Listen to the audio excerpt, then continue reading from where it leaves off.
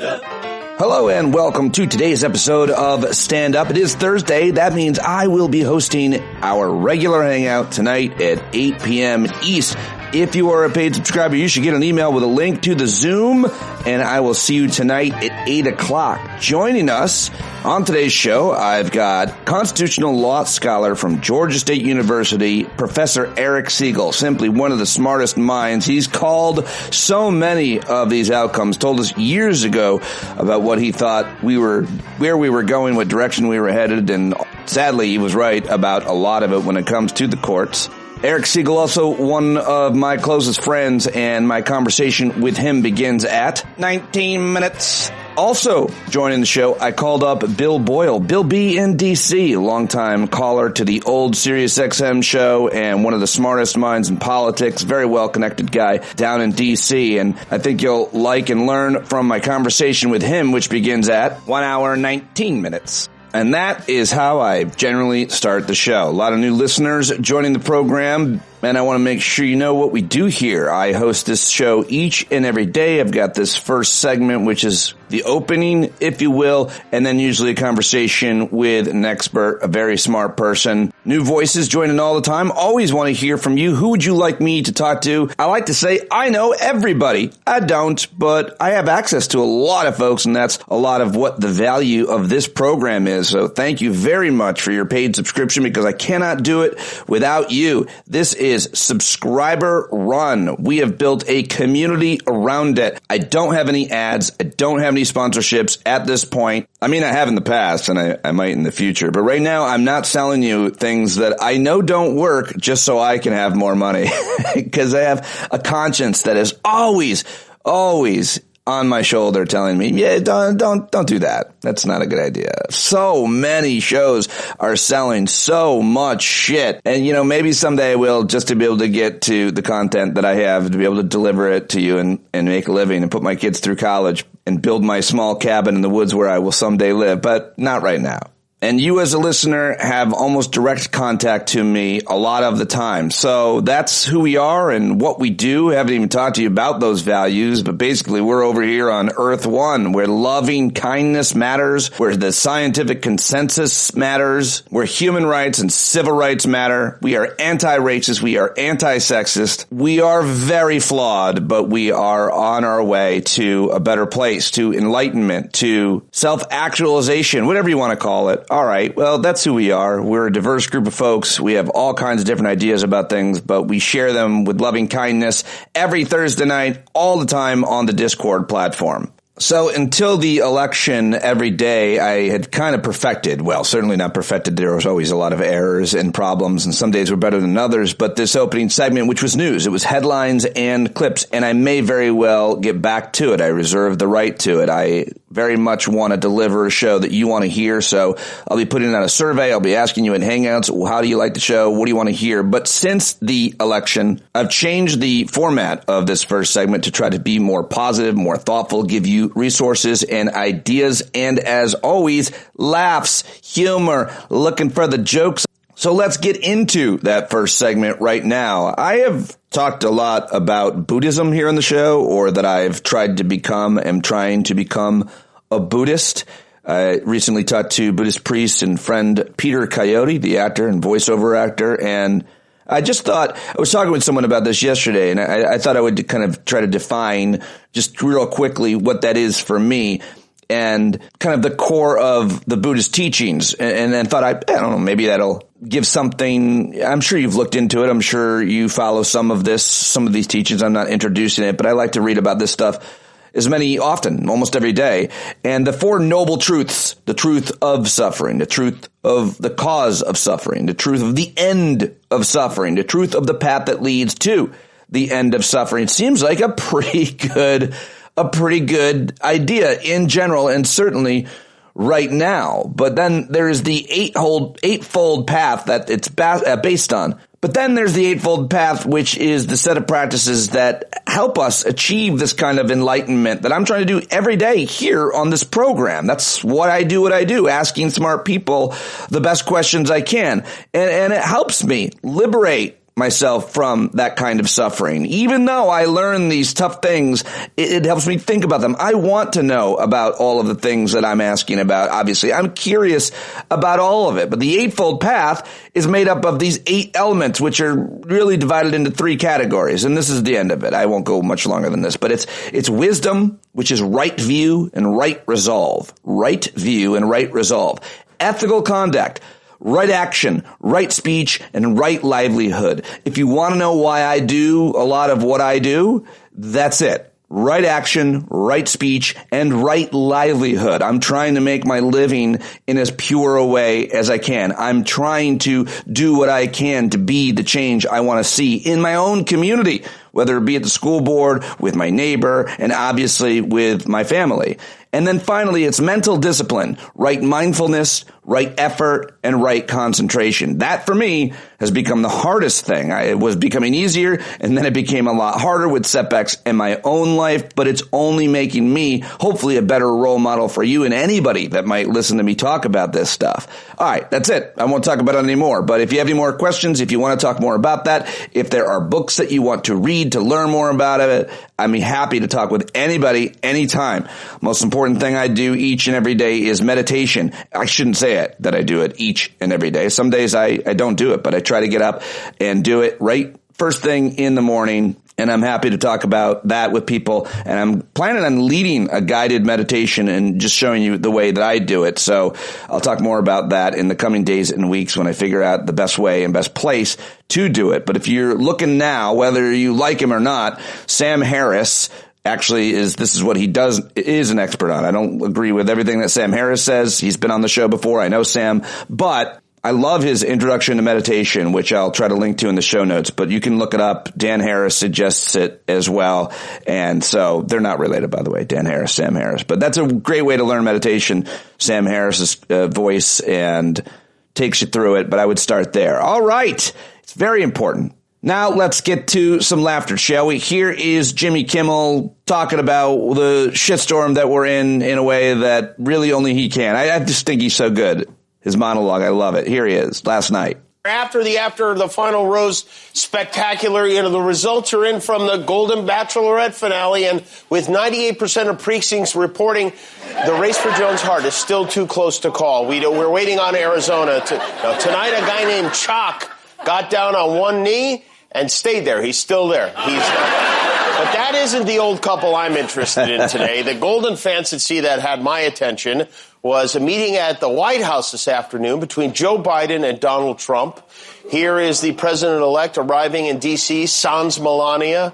Look at this, another grandpa going down a flight of stairs. We just have that. I wonder who is dreading this meeting more, Biden or Trump. Probably Biden. It was so weird seeing Trump back in the White House. It's like if there was a sequel to Snakes on a Plane, but this time the plane was all snakes. Biden and Trump met for about 2 hours. Trump said they had a really good meeting. He said Biden was gracious and that they really enjoyed seeing each other. Last week, Joe Biden was an evil force who weaponized the justice system to put Trump in prison for the rest of his life. Today, they had fun. All right, I'm not going to play that for you. I just can't stand hearing Trump's voice. I'm committed to not playing it, at least unless I have to. I mean, I think it's going to be inevitable, unfortunately, but we'll have a conversation about that and how we're going to handle it for folks and for myself. But they talked yesterday, and he played it, and then he comes back to it, and here's where he picks up. Back to Kimmel. Me? Or did that sound like two guys talking about their bowel movements there? It'll be so smooth as it can get. When you see Donald Trump sitting in front of a portrait of George Washington, you realize how ridiculous this whole thing is. Melania did not take part in the customary First Lady meeting with Dr. Jill Biden today. Apparently she had Crying in the Dark scheduled for this morning instead. Melania declined the First Lady's invitation to visit, which I'm sure Jill Biden was heartbroken. Oh, no, she can't come. Please give her my be best, okay? Melania's office did release a statement. The statement said, Mrs. Trump will not be attending today's meeting at the White House. Her husband's return to the Oval Office to commence the transition process is encouraging, and she wishes him great success. I think she just said goodbye. Awesome. Via press release, right? I have no idea why Melania skipped the meeting with Jill Biden, but if I had to guess, I'd say maybe it's because there was no money in it. I don't know. Last time Trump got elected, he took forever to fill his cabinet spots. Some of the spots he never even filled, but this time the clown car is filling up fast. That's how it goes in the Trump White House. You show up crammed into a little Volkswagen and you leave under a bus. And you will not believe some of the people he wants to hire. We thought it would be crazy. It is so much crazier than anyone ever imagined. All right, then Kimmel goes off on Pete Hegseth, but I'm more interested what he had to say about Matt Gaetz. Here's that. See, this is why you can't let Trump watch TV while he's picking his cabinet. Mr. President, who should be in charge of housing and urban development? How about Tom Selleck? He seems to know about these reverse mortgages. He's all over them.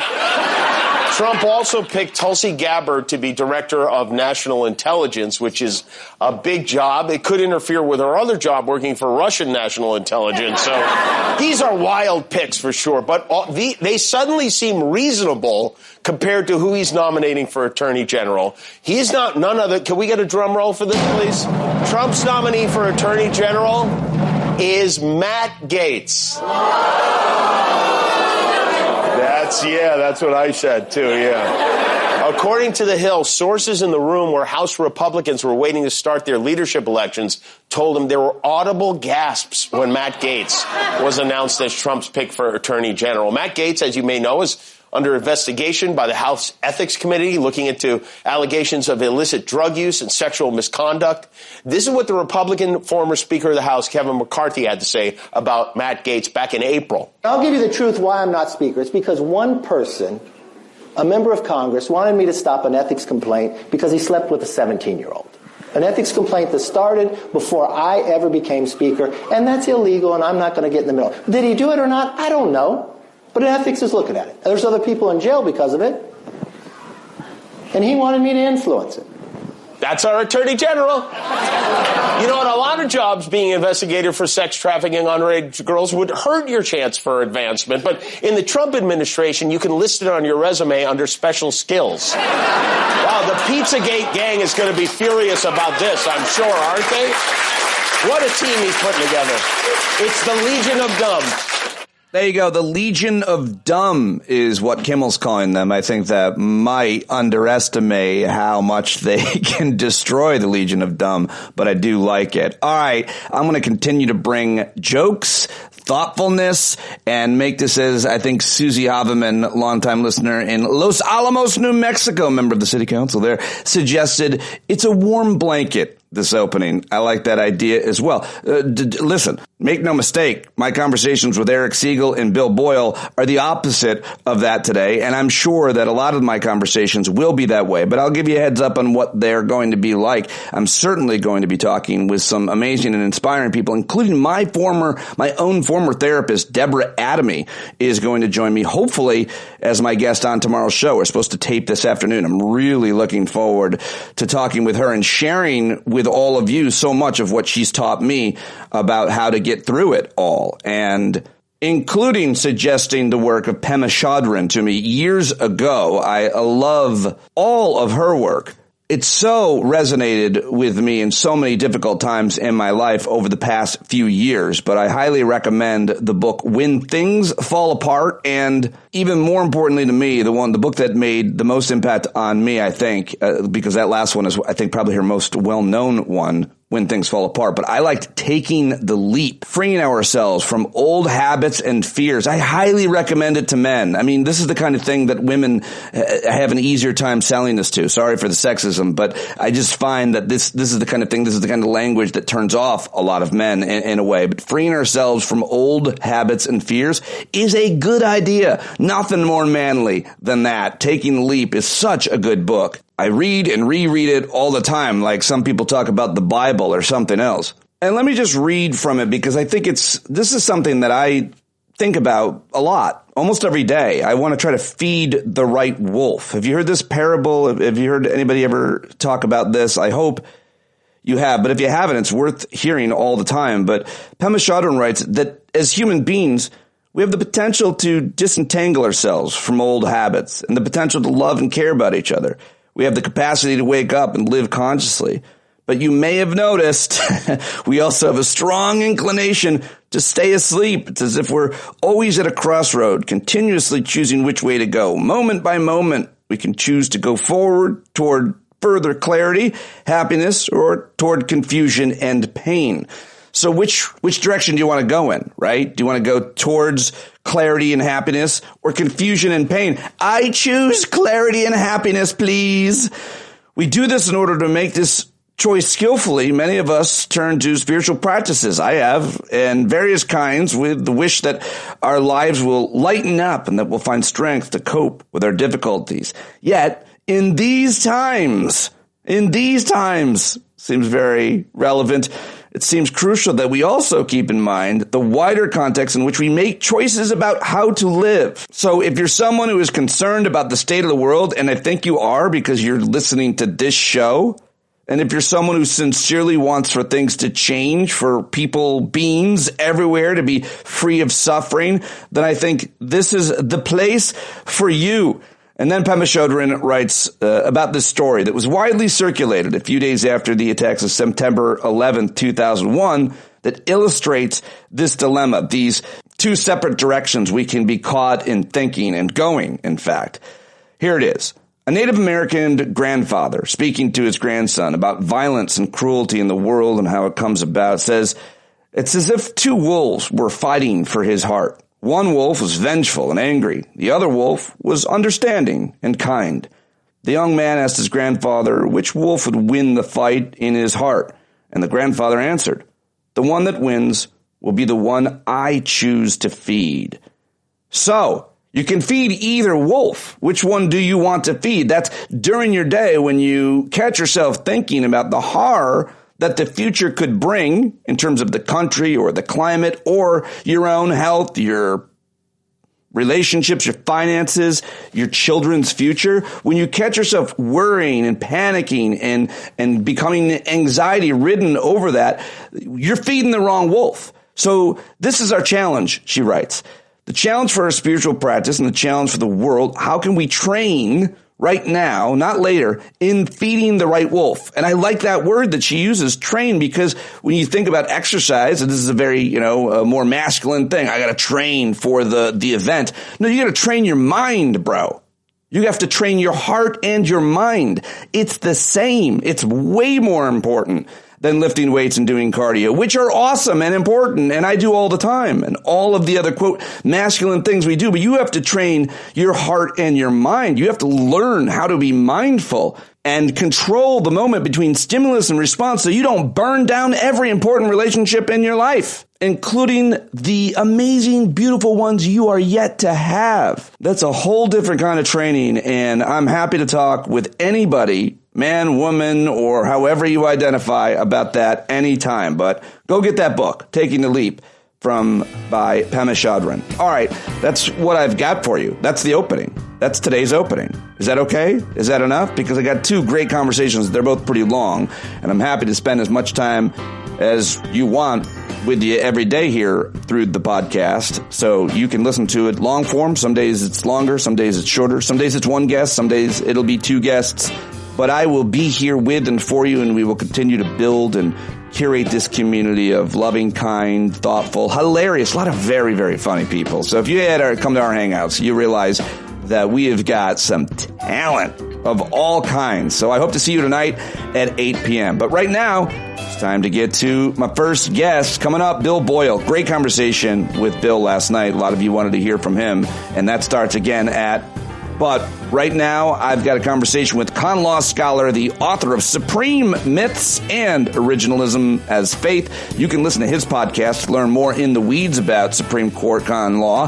That's called Supreme Myths as well. Get it wherever you get your podcasts. He's also a writer, a blogger as well. You can check out his work at Dorf on Law. He's been published in all the major media outlets, including the New York Times and others. He is a sought-after speaker at legal conferences in the con law world. Everybody knows one of my best friends and yours. It's time for the Legal Eagle, Eric Segall. And trigger alert, it's doomy, it's gloomy, but at the end, it gets pretty wonderful because Eric and I, you see us and our friendship and our love for one another and me supporting him as he has always supported me. So I highly recommend that you listen to it all the way to the end or just the end because that's, in my opinion, the best part. Two friends talking in the way that only two friends can. And boy, do I love this man. Hey, I just wanted to let you know that Matt Gaetz had been appointed to Attorney General. Trump, he's nominated him. Maybe he's just floating names out in the lame duck period. I guess he's nominating all these sycophants. And this is another thing. You probably didn't hear this because this just came across. To run the EPA. Oh, you are not going to like this. Oh, I know already. Give me it's a bag of coal. Look, Gorsuch's mother tried to end the EPA in 1982. We might as well finish the job. Gorsuch's mother was the director of the EPA and tried to destroy it until she had to leave under a scandal. So Matt Gaetz. How seriously do we take these appointments that he's announcing via social media right now? Do we think Matt Gaetz will actually be nominated, or does he just put it out there and we all go crazy and it's just a way to dominate? First, for your audience, they need to understand what he did last time with Ben Carson, when he made Ben Carson a doctor, who's a very smart doctor by all accounts, Secretary of HUD because he was black. I think that was the reason. There was no other reason to do it. Because he knew nothing about housing, of course. But in Trump's mind, he's black. He knows about housing. Yeah. Just like when he once tweeted about John Lewis, he lives in a disgusting and dirty district. And I tweeted my street out, which is pretty and street lined. That was the most successful tweet I've ever had. That tweet got like 100,000 something or others. I don't know. I've been blue skying about Matt Gaetz since I'm pretty much. So yeah, what's your relationship with Twitter before we get to Matt Gaetz? Are you now? I will keep it going for a while. I'll put my writing on it sometimes, but I am not engaging I am not saying. This is part of the story. I am not saying much critical on Twitter. Like I made a couple. The thing about Matt Gaetz, Pete, and all these people is that they're all Ben Carsons, except worse. Because to the best of my knowledge, Ben Carson didn't have scandals in his past, to the best of my knowledge. Matt Gaetz, Pete, he's an alleged sex trafficker. And I use that word alleged to protect you and your show financially. But, okay, he's an alleged sex trafficker. He was the strongest person leading the charge over the report that basically said Russia dramatically affected the 2016 election, and Bill Barr rewrote that overnight to say it didn't show any collusion when it showed dozens and dozens of kinds of collusions. Matt Gaetz has been Trump's probably most loyal supporter for the longest period of time, since 2016. Now, personally, your audience should know, I think I mentioned this before, may not have, that a guy named Mike Davis, a former Gorsuch law clerk twice, was the person who had previously been identified as the potential attorney general. That was bad for me because Mike Davis threatened me with arrest several times has threatened me with arrest on numerous occasions. This is important. People are going to say, what? You told me this. I don't think you told this on the podcast. The man who is being considered or was being considered, his name is going around for Attorney General, Mike Davis, is actually a guy that knows you through how and what is his role and what has he said to you? Mike Davis clerked for Gorsuch when Gorsuch was on the 10th Circuit and then again for Gorsuch, but not Gorsuch didn't take Mike from the 10th Circuit to the Supreme Court. That happens sometimes. It was 2 years later. So Gorsuch has hired this person twice. But then, and when he hired him, he was just run-of-the-mill, FedSoc, conservative guy who we can fight about abortion with, but sanity, conservative. He then somehow got involved in other ways. A year ago, on 3 separate occasions on Twitter, he directed a tweet at me that said, I am going to be either the Attorney General or the Deputy Attorney General, and he still may be the Deputy Attorney General, who actually has the day-to-day power. The Attorney General is a political guy who only gets consulted on the biggest decisions. The Deputy Attorney General is the guy who runs the Department of Justice, or used to. He said to me, you're going to be arrested. And then he left me alone for a year, but his second in command at his nonprofit threatened me last month with arrest 3 times. Why are you? Let me finish. I was never really worried about those threats until the Wall Street Journal and Politico both reported that Mike Davis is making these threats and he may well be serious. Okay, so I wasn't worried about it. Yeah, but why would Eric Segall be A, of interest, and B? Because Mike went through a period when he was tweeting demonstrably false things about things that were important to me. So I responded to them. So on Twitter, as a result of your responses, he on Twitter threatened you with arrest for your responses. Not just me. The Wall Street Journal and Politico reported. Now let's take a back step here. obviously they're going to go after top. No one cares about Segall. I'm not suggesting, but Pete, the playbook that Trump is using now is simply the Eastern European kind of totalitarian playbook. And that starts with what he's doing, which is appointing incompetent people to really key positions who only care about Trump's loyalty and nothing else. They don't care about anything else other than being loyal to Trump. That's where you start. That's where Orban started. But then you start threatening judges and arresting academics, especially loud academics. Now, there are more famous liberal con law professors than me who's been yelling about these people for a long time, but I'm probably in the top 20. Is it just very quickly, based on this, is there any comfort to be found in the history, the first Trump administration, in that he lost favor with many of his cabinet secretaries, chiefs of staff, and including his first attorney general, Jeff Sessions? Is there any comfort to be found in the fact that the guy will eventually, everything he touches dies, so eventually he'll get mad at Elon Musk and Matt Gaetz, and then they'll leave disgraced, and then he'll replace them with an AR-15 and a missile?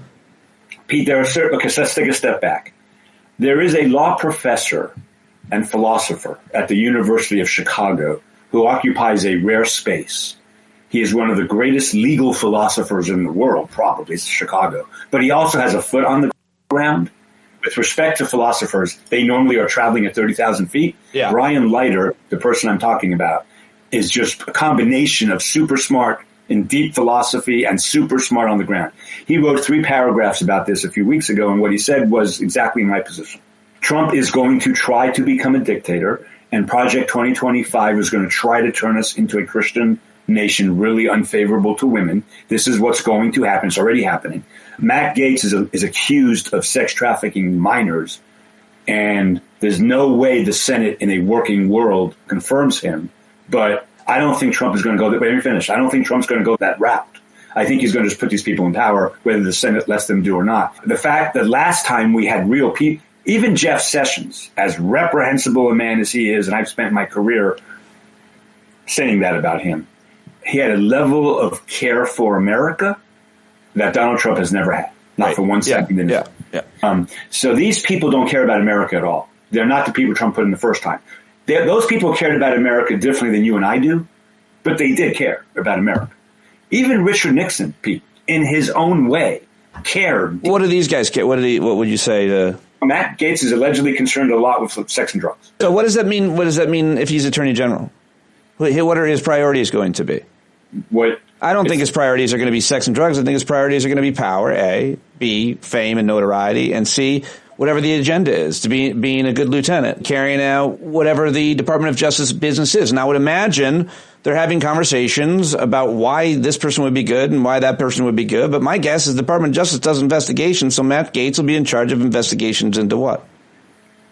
Prosecutions, right? Pete, this is not... Pete, I'm sorry. I don't want to come off to your audience as full of despair. I'm not full of despair, but I am as pessimistic as I have ever been, including in 2016, because you say investigations. Matt Gaetz is going to have one job, mostly. Get Trump's enemies out of the way. Yeah. That's his deal. And we've never had that before. We've never had it. But John Mitchell, wait a minute. Let's go to history. Richard Nixon's attorney general was a guy named John Mitchell. He went to jail for Watergate because he tried to cover it up. No, but we're saying the same thing. He's going to investigate anybody Trump wants. I'm saying that John Mitchell, who went to prison for a federal crime as Attorney General of the United States, and Nixon had an enemies list, and Nixon did things to those enemies. Yeah. But John Mitchell was never going to arrest judges and academics. That was never going to happen. Matt Gaetz will arrest judges and academics like this if he decides to do so. Well, arrest? Yeah, arrest, prosecute, throw in jail. Arrest, and what would be if he started arresting academics? What would that look like? He would send FBI agents to arrest them and throw them away. For what charges? Pete, okay, I don't think people are understanding what's happening here. No, nobody's understanding. That's why I'm asking you. I want to know what happens in your mind. No, let me. That's fair. I don't know how the law works. That's why you're here. Jesus Christ! I said investigations. You said arrests, and then you're like, and you keep going. You know what, Pete? I'm like, no, I don't.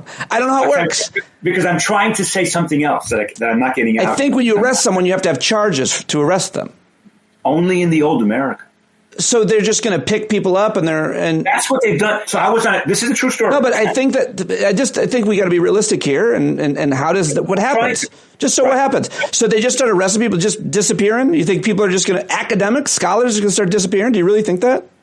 Or do you think that they're going to be? Or do you think that they're going to be any number of scenarios, like a public campaign about you, and then they say this Eric Segall. That's not going to happen. About somebody. About you. You said academics. Whatever academic you choose, you're saying they're going to be arrested, and I'm saying, what's it look like? And are they going to Are they going to make some big deal on Fox News and say this man did this, have all these charges? But they have to have charges. Then they're going to arrest you, and you're silenced. I get it. When you say you have to have charges, Pete, so they've already laid the groundwork. And by the way, my very sophisticated, upper middle, rich, top 1% brother, Brown graduate, as smart as they come businessman, he went to Brown. He hates Brown. He gave Brown money his whole life until 4 years ago. There's already been this movement against the elite schools. You've seen this, right? Yeah. The president of this is done. What I'm trying to express without sounding like a paranoid lunatic, and I know I don't want to come off that way, is there's a playbook that became established around 2012 and 2013 for what Viktor Orban and how Viktor Orban and Putin and a few other people see the world. In their world, Pete, you don't need charges. I understand. I've had all those guests on, Eric. I've had all the experts. I've had all the experts on those regimes. I'm not saying they're going to be successful. So this is America. Those countries do it even different from each other. There's different levels. There's different targets. There's different kinds of mechanisms that can be used. The media is very different. And Let me give you a mechanism. Yeah. They've already said that they're going to use a very arcane federal law that's never been used to possibly charitable status away from for-profit organizations. Yeah, I've heard this. Pete, that's unprecedented in America. Yeah. What they're doing is they're trying to shut off all valves of dissent. Now, in America, that's going to be so much. Look, what is Hungary? The size of Texas or less? The population centers of Russia, Moscow, and the four other big cities there. The rest of Moscow is a wasteland. They don't have New York and Philadelphia and Detroit and San Francisco and Chicago and Atlanta and all that places. So what that guy, the reason I brought up the guy in Chicago is that it's important, Pete. What he's saying is this is what I've been trying to tell you literally since 2015.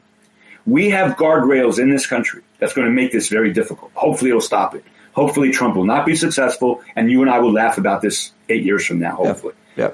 That's my prediction. So for the audience, if I had to bet, if God said your children depend on a correct their lives depend on a correct prediction, I think our institutions will hold. But that's only because of geography.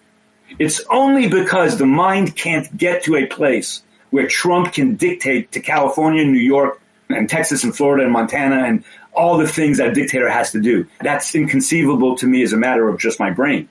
But Pete, this is the point. He's going to try. And that's what people have been denying for 8 years. In other words, I've been saying for 8 years, the end game for Donald Trump is to take over America. I don't think he can do it, but that is the end game. Putting Matt Gaetz as Attorney General is a key move in that. I understand, but you still haven't answered my question. Which is? What is the Attorney General? Because I'd rather be, just to be clear, let me talk for a minute. You talked for a long time, and you got me all worked up. You got everybody paranoid, and let me just take it down a notch for a second. Because I want your knowledge base to use critical thinking to say, what does it look like? I've listened to, studied, and platformed and perpetuated the theories of everybody from Ruth Ben-Ghiat to Timothy Snyder to Kenneth C. Davis. They come on, I read them, I think deeply about history, fascism, and what we are. Now, how does it play out? Okay. How does it play out for me in media? Do we lose our platforms, podcast platforms, the Zoom? No, but you'll be afraid. Let me answer your question. I've been afraid, right? So and you also forget that I've been the target of fascists, literally. In my town. In your personal life. In my town, they threatened my family with a fake call to Child Protection Services to silence me. So I get it. So for those of us who they try to silence, we continue. We persist. Here's what it looks like, Pete. But before I forget, everybody should read Kenneth C. Davis. That guy is fabulous. Yeah. So here's what it looks like. Someone much more prominent and with much more power than me. Let's take Neil Cattell, who was former Solicitor General. Mm-hmm. Neil's a moderate, but he's very Democrat, very liberal, and all that stuff. Yeah. Neil Cattell comes out in the New York Times and writes an op-ed.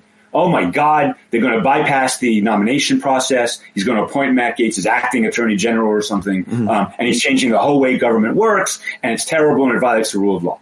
They then make a big show of threatening him and maybe arresting him on bogus charges. So that immediately silences a whole bunch of people.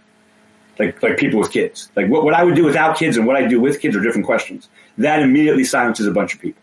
Or more likely, they go after a prominent Democrat politician for bogus charges. Sheldon Whitehouse might be the place they start. But they've always done that. They did it. They did it to Hillary Clinton. I watched her. I watched them. She didn't go to jail. But they went after her. So they don't put you in. You think they're going to just put you in Neil Couch in jail? I think that whatever constitutional barriers we have to the executive acting contrary to law, because habeas corpus is in the Constitution. The president theoretically can't suspend that. Only Congress can suspend. What does that mean about Neil Katyal's arrest? Everything. Why? What is habeas corpus? I'm going to tell you. Yeah.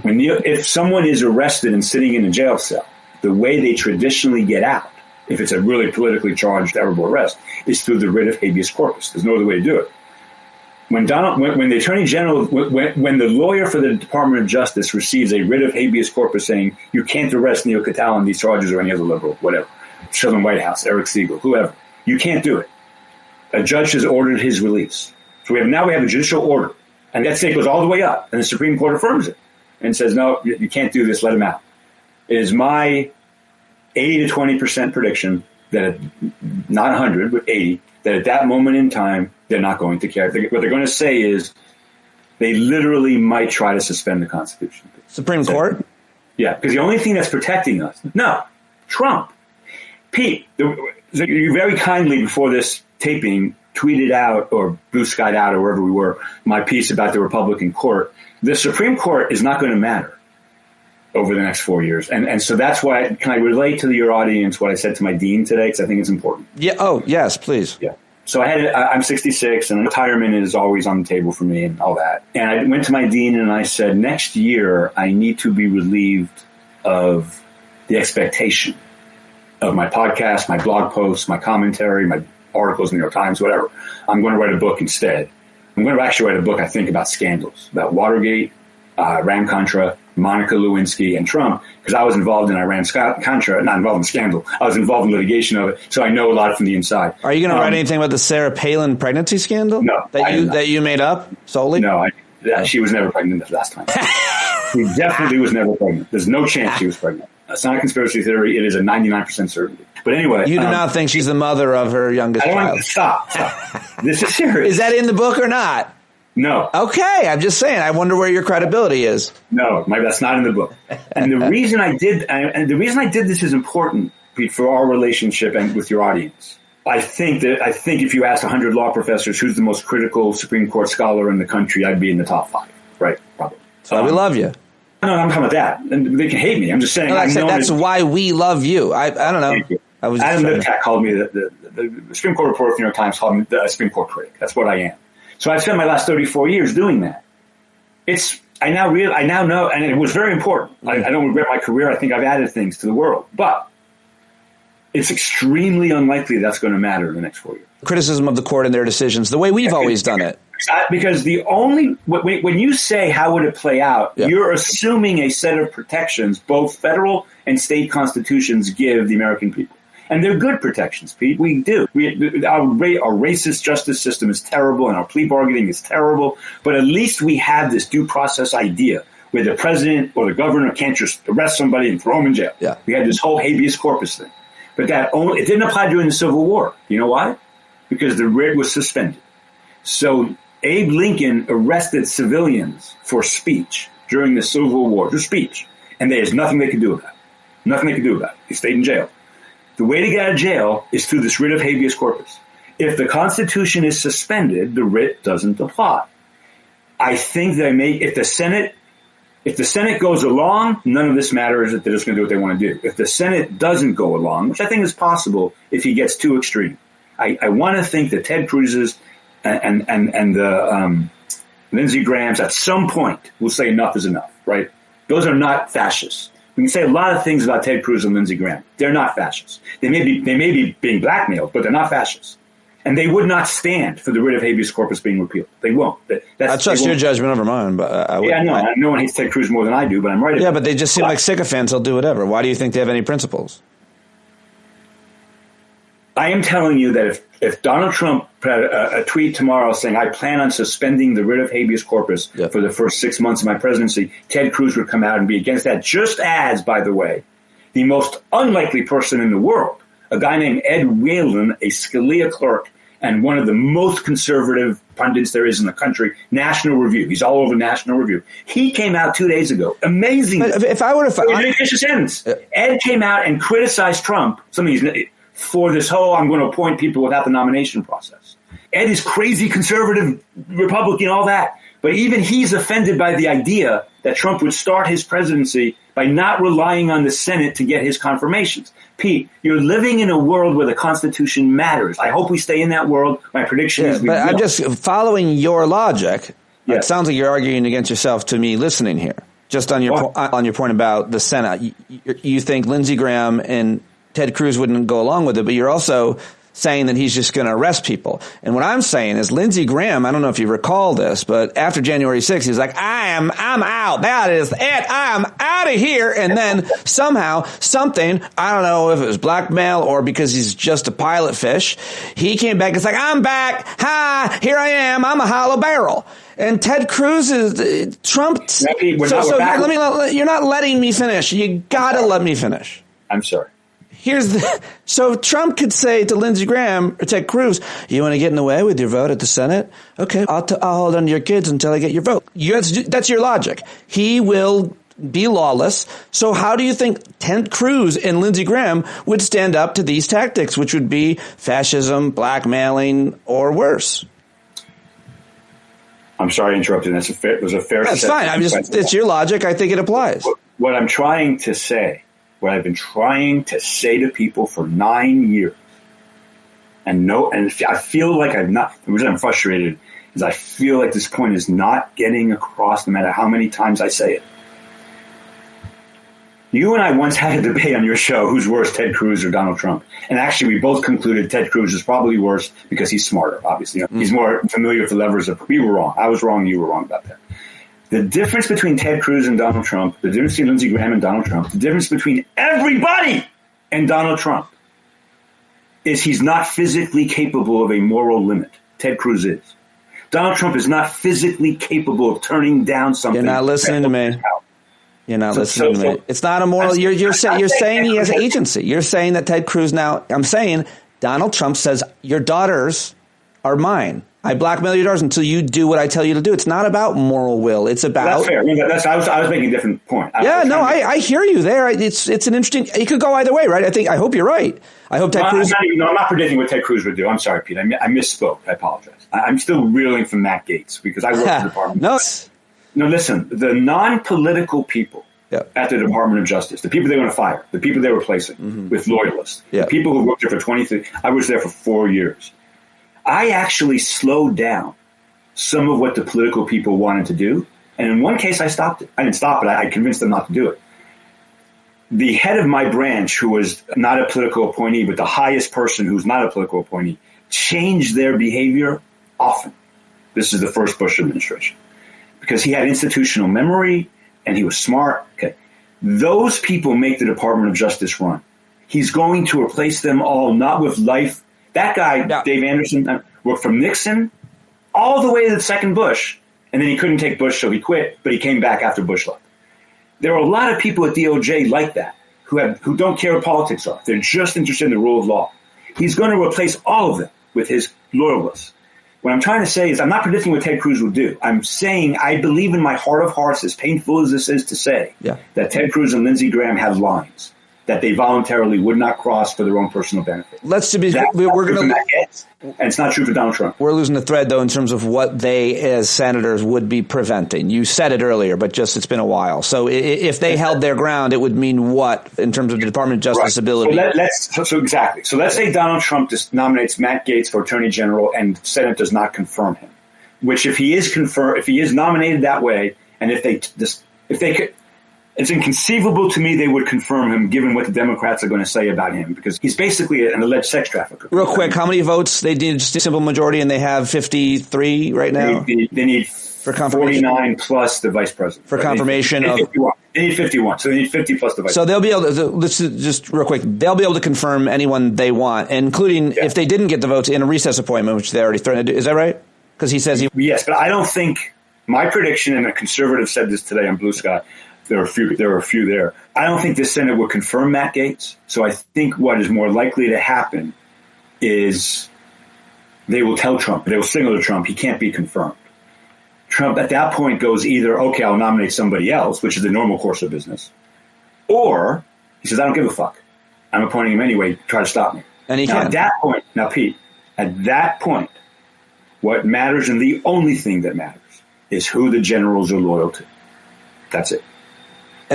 I'm sorry. In terms of him you lost me with the generals. What are you talking about? Okay, I'm being very bad on this interview. I apologize to your audience and to you. The military. I know reasonly well a the attorneys general.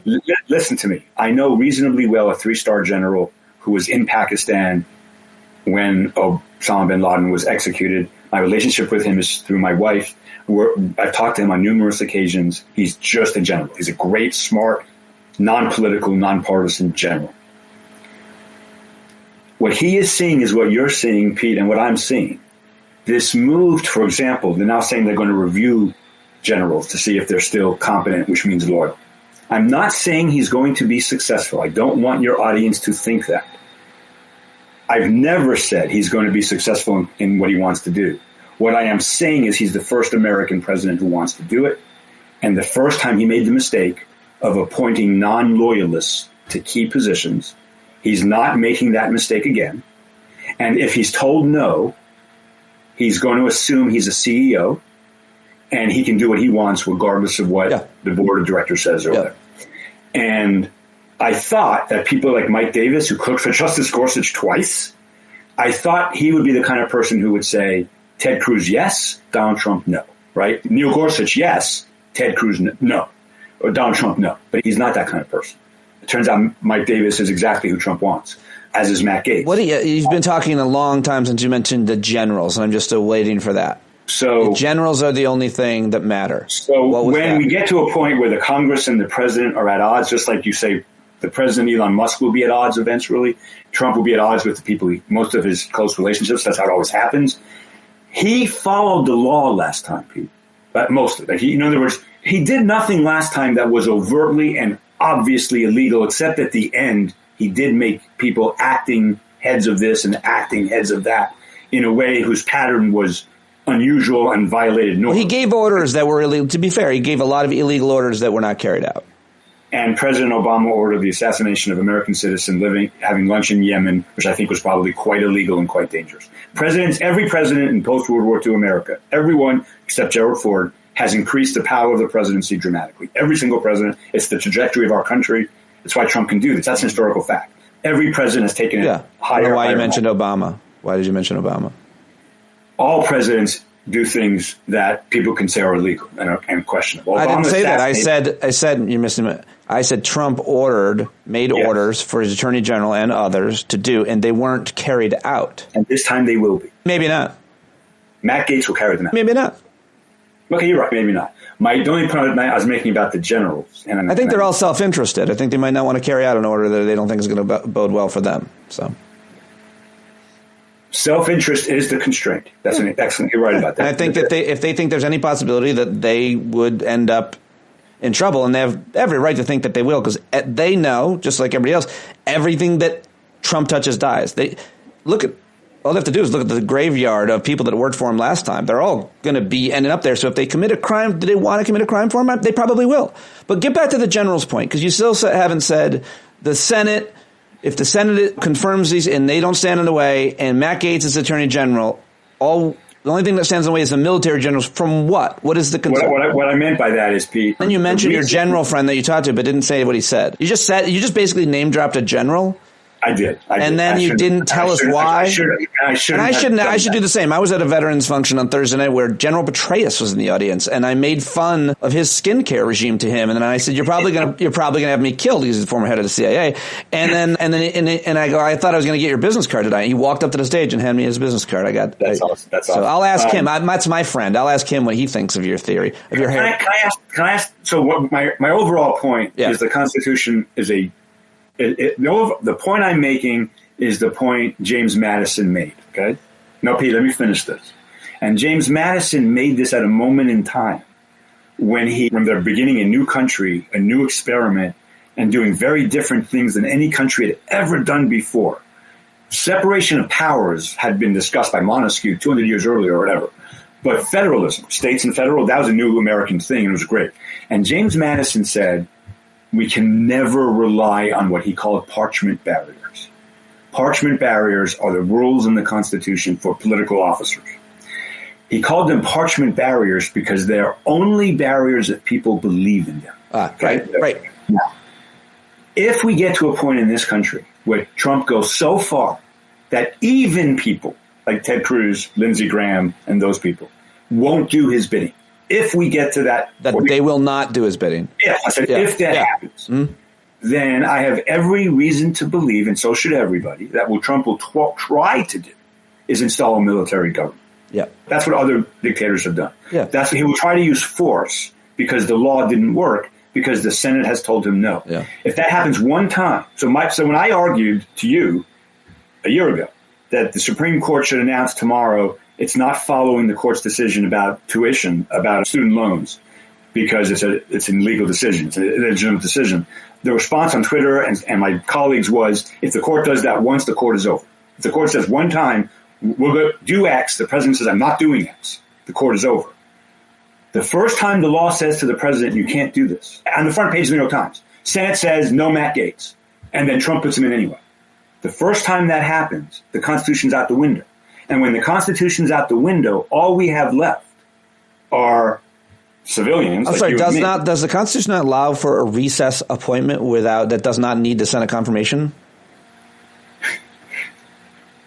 That question is unconscionably complicated. Oh, I thought they did that. I thought he did it. And our previous presidents, have any previous presidents appointed someone as a cabinet secretary, in this case, going around Senate confirmation using a recess appointment?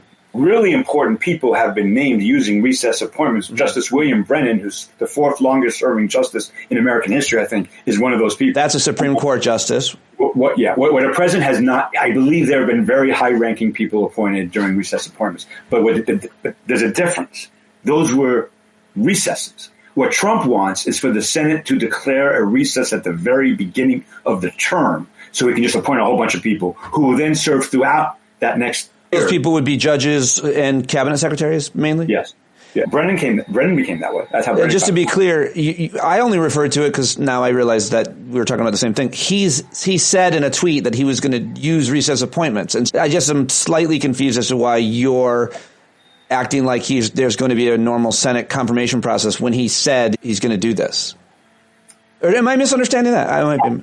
No, I think, first of all, Pete, this is a hard conversation. It always has been because we're facing really serious stuff. So I'm sorry about that. I'm in a good place because I keep thinking I'm in the moment, and I don't know if these things are going to happen. I'm having these conversations to prepare people to think about them, but I'm not trying to scare people because in this moment we can use our hands to do good things. That's what I'm doing.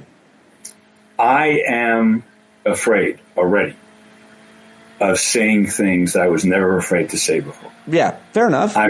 I'm not the only. That's not me being cowardly. Yeah, that's happening. Yeah, and 35,000 foot level, Pete. It is just naive of America to think we can escape what has befallen most of the rest of the world throughout time. And it turns out we can. Let's leave open. And there's a likely possibility that we will. But there's also a likely possibility that you and I are going to be living in a camp together and sharing bread. And I'll be like, you can have some of my bread, Segall. Thank you, my friend. And you're like, my shoulder hurts so bad. And I'm like, I'll hold you. I'm not, okay, let's bring it back to on the ground. Yeah. Because I pride myself as being on the ground. I'm not worried about being arrested. If I was, I wouldn't be talking to you. Because I have kids I don't want to lose. So I'm not worried about being arrested for this. Then what's my answer? But Pete, the odds of America emerging from the next 4 years very different are frighteningly high. I agree, but that's always the case. No, it's not. Sure it is. Anything can happen. Okay, so you were too young, but in 1980, I am sitting in law school, all of us liberals sitting in a room watching the election returns, knowing Reagan was going to win. Everyone knew Reagan was going to win. What we did not ever expect was the Senate to go Republican for the first time since World War II, and we did not expect the revolution that occurred in that election.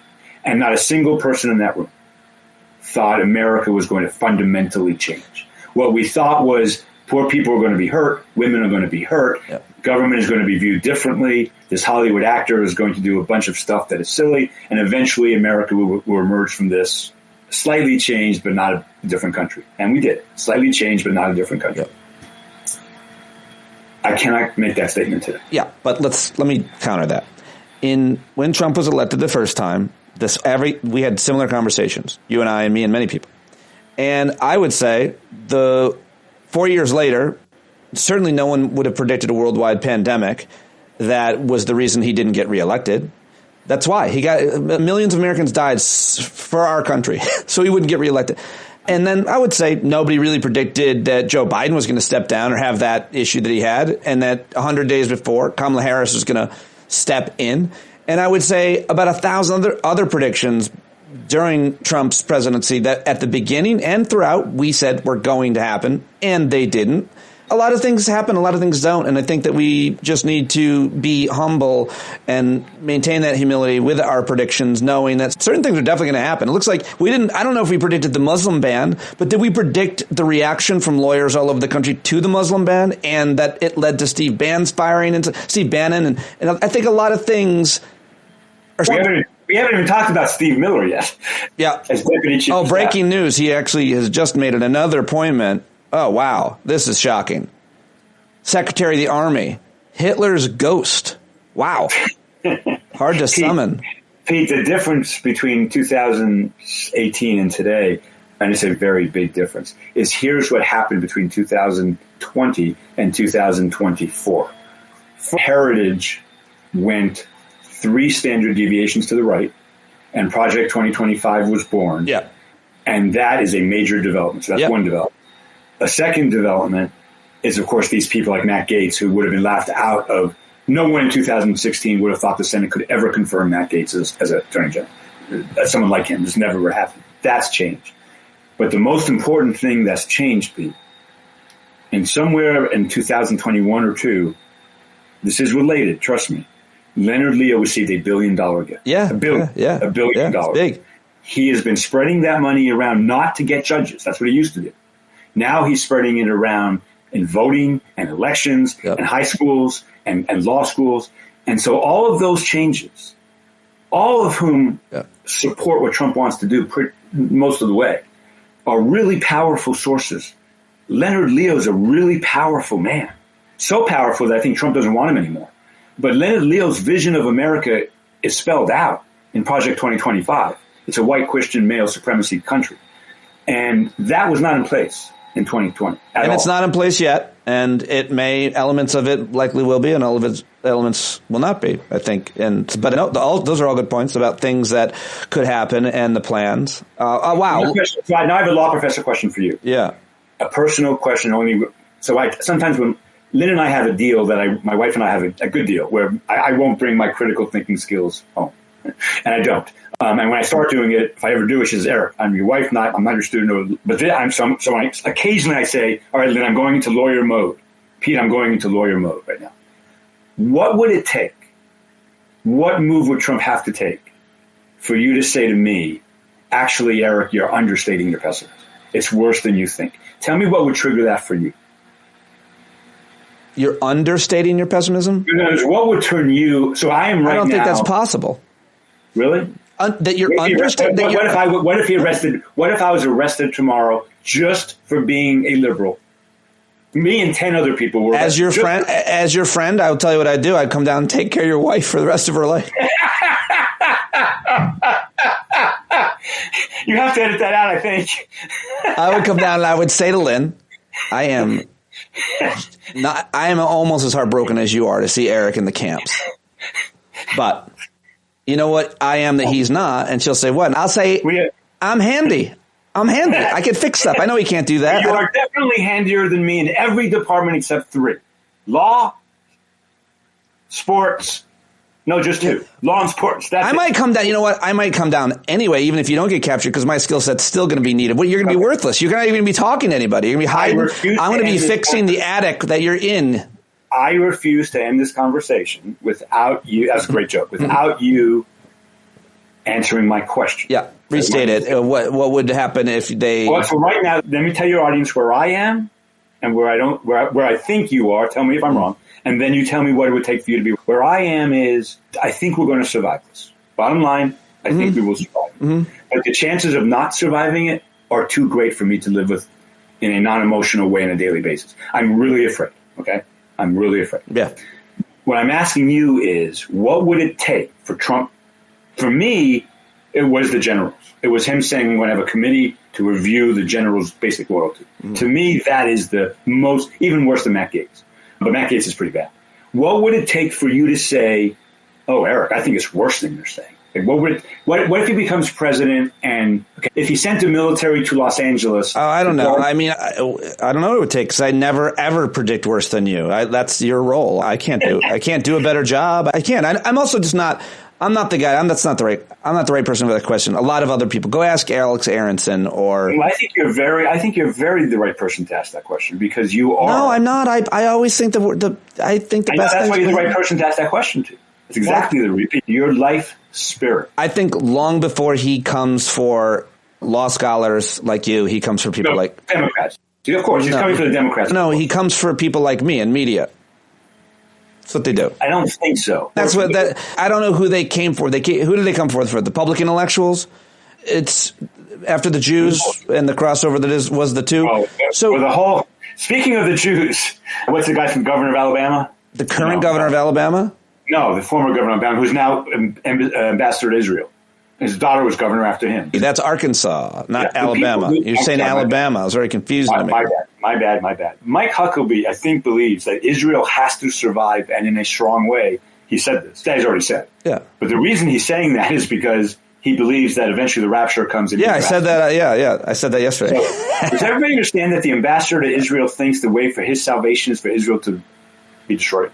To be destroyed. Eventually. Not in the next 2 years. Eventually. Yeah. Eventually, Israel has to be destroyed for Mike Huckabee to go to heaven. Yeah, I don't think Israel is going to let Mike Huckabee destroy them. I have a feeling. I have a feeling that if Mike Huckabee, if Israel doesn't like him, he doesn't get the job. He doesn't. He loves it there, and they love him loving it. He is just a pawn for the Israelis as far as they're concerned. But his motivations are not what they think they are. Yeah, I don't think. I'm not buying your end time. I'm not even if you put Mike Flynn in charge of the Secretary of Defense, some conspiracy theorist QAnon, I don't think they're nuking Israel. I don't know. I'm not going there with you. That's what I'm saying. No, you misunderstood. Destroying Israel?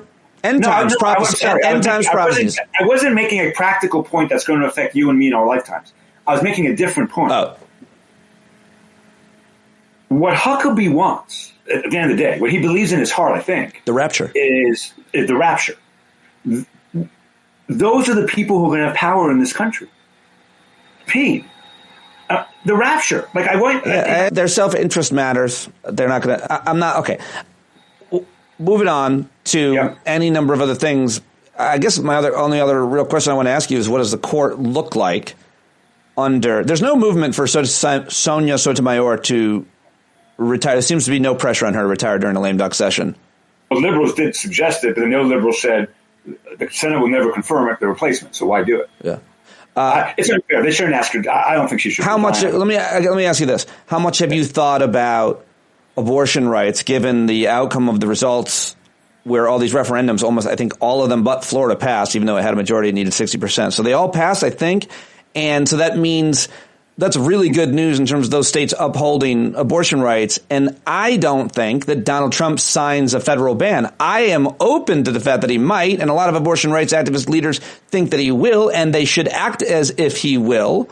But I don't think he does. That being said, I do want to know your thoughts on that issue, since you're an activist when it comes to women's reproductive rights, and more importantly, you're a con law scholar, and you can game out what would have to happen for there to be a national ban, which would be legislation passed by the House and Senate and signed by the President Donald Trump. But I don't see that happening. But I could. Think that it could. You're going to like my answer to this. We'll finally get an answer that I think you're going to say, "Oh, that's a good answer." As long as we're operating within the parameters of America writ large, like we had, generally speaking, I think the Congress knows that if it passed a national abortion ban, they would be voted more. That would destroy them politically. So I think they know that. So I don't think that will happen unless, Pete, they don't care about being reelected. If I love how you think there's going to be normal elections, but you're more worried about. I'm not getting anything. I'm just saying, in a world where there are normal elections, I don't think Congress can do that. Right. That's optimistic. That's good. I think that's a positive. And that would mean that the situation, the paradigm in America for America's women is that if you could find your way to a state where abortion was legal, and it's harder in the Southeast, I think, than anywhere, you could get an abortion. And more importantly, most abortions are through medication now. So unless they ban that, I think women will still have fairly decent, forgive me for the words I'm using, access to abortion if they have access to resources. So a couple of things. Like if you I think North Dakota, South Dakota, Montana. Meaning women who don't have access to resources are fucked. I should just be clear. No, I'm just saying, we said the South and the East is the worst. God knows it's terrible. I don't think it's worse in South Dakota and Montana. But leaving that aside. And no, in terms of physical distance? At one point, there were no abortion clinics in South Dakota at all. No, but there's not going to be any abortion in almost every Southeast state, up to 6. Are you saying clinics? Okay, go ahead. Sorry. So what I'm trying to say is what I've always said about abortion. Yeah. For a second you met me and 10 years before that. Hopefully, let's be optimistic, the abortion wars will play out where they should, at the state level with voters.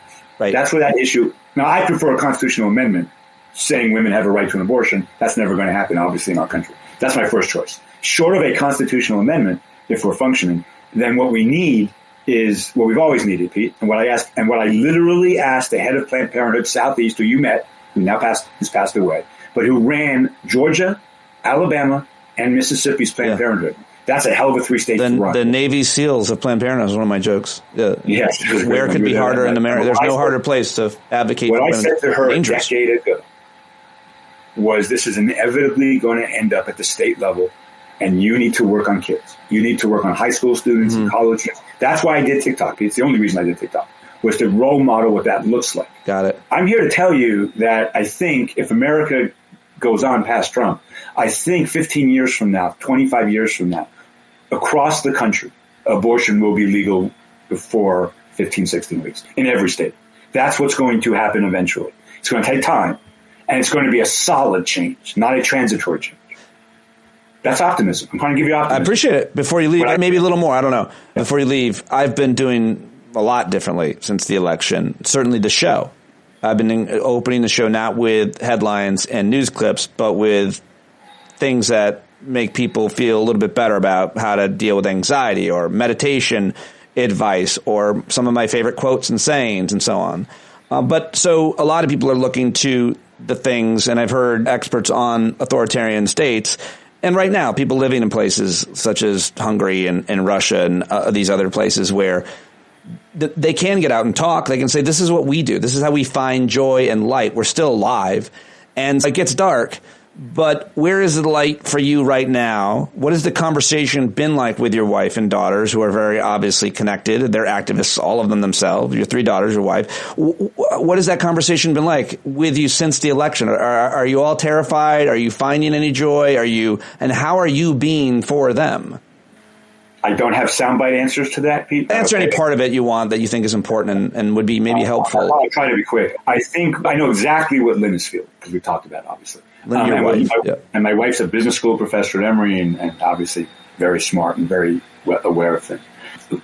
I think Lynn is feeling what most of your audience is feeling, to be honest with you. A sense of, how can our country have done this? That's all. Not a practical worry about going to jail. She's a little worried about me. Don't get me wrong. When your husband is threatened with arrest 3 times a year ago and 3 times in the last 3 months by people who are going to be in power, it's a little bit frightening. But then again, you'll be there to replace me. I was going to say, consolation is... Yes. But leaving that aside, I think none of us are over yet, which is why what you're doing is exactly what you should be doing. I love you for it. Pete, you have an ability to bring joy to people and light to people that I don't have. You just have the talent for that I don't. So I think what you're doing is exactly right, because we're still in mourning. Lynn is definitely in mourning. Yeah. And we're all in grief. Yep. And since I lost both my parents in the last few years, and a very dear friend to ALS that almost ended me. Sorry, it's happening now. Grief comes when you don't expect it. Yeah. So I'm still mourning my dad, and I don't know when it's going to hit. And it's just hit right now. It's I said this is resonating with people. I said things that were a 2 are now a 9, which is the case when there's a national nightmare, when there's all your stress, all your worries, all your concerns, everything becomes bigger and harder because you're flooded with all types of concerns as opposed to a quote normal day. That might be, sometimes it's a standard operating procedure for people. That's the baseline for some people, but I'm looking at it as grief. And if it is truly grief and mourning and a loss, even if it's temporary, unlike my dad who's not coming back. Right. America hopefully will come back. What that means though, Pete, for me, for grief, at 66 years old, what it means to me is it's unpredictable. There's no way to know how you're going to feel. Grief is not rational or consistent or logical or anything. So until we get out of the grief stage, there isn't much. I'm assuming a lot of what I've said in the show and a lot of what I've done for the last week has been affected by my grief, my profession. Yeah, for sure. So until we get past grief, I don't know what it's going to look like. What I tell my kids, or try to tell my middle child, my junior in high school, is all law all the time. She wants to go to law school and all that. What I tell her is, you're way too early to worry about stuff 10 years from now. Right. And that's what I'm saying. Yeah. And that's what I'm saying about the possibility of what's coming even in 1 year. Yeah. But then I need your advice, my old friend. And we can end on this note. I hope you continue to do what you do so well, which is bring joy to people. That's your main job is not that. Your main job is to present news to people and fun stuff to people in a way that is entertaining and fun and also helpful. But your main job, Pete, is to make sure people enjoy listening to you. That's your main job, and you're great at it. That's not my job, right? And so my question to you is, and your audience, I think, trusts me enough to ask this question. What do I do with real worry? Like real serious concern? Do I put on a public face and say, we'll get past it. America's strong. Or do I tell the truth about how I'm feeling? And that's a hard question in my role. Because I think there is a role for people like me who, I've been right about the court. I'm sorry, but I was just right. And if people would listen to me 25 years ago, we might be in a better shape. We wouldn't have the Trump immunities. Yeah, I think that's where a lot of I think people who predict things that come true live with more fear than those of us who don't, because they think, I've been right a lot, and if I think what's coming is, I'm pretty accurate. That's what's bothering me right now. Huh? Yeah, I know a lot of people like that. My brother's like that. And I know a lot of listeners who are like that. If you just would have listened to me, I'm telling you. But I don't really, I don't put a lot of merit, credibility into people who predict things that were right, that they're going to be able to do it with the next thing. I think it's absolutely adds to your credibility. But I think that when there are things that are very difficult to predict, which is what your world is, you've been surprised a lot as well about many different things. On the issue of the courts, you're the guy. I keep thinking that the very worst thing that the Supreme Court could have done, really, anytime since Bush versus Gore. It's not Dobbs. It's not ending affirmative action. It's not all the stupid deregulation stuff, which is going to affect our food, our air, and our breathing. But what is the worst thing they've done is they said to a wannabe dictator, we're not going to hold you liable ever for that. And that's the thing that everybody got wrong. Not just me. Real conservatives. Roberts law clerks. Justice Roberts' conservative fellow society law clerks.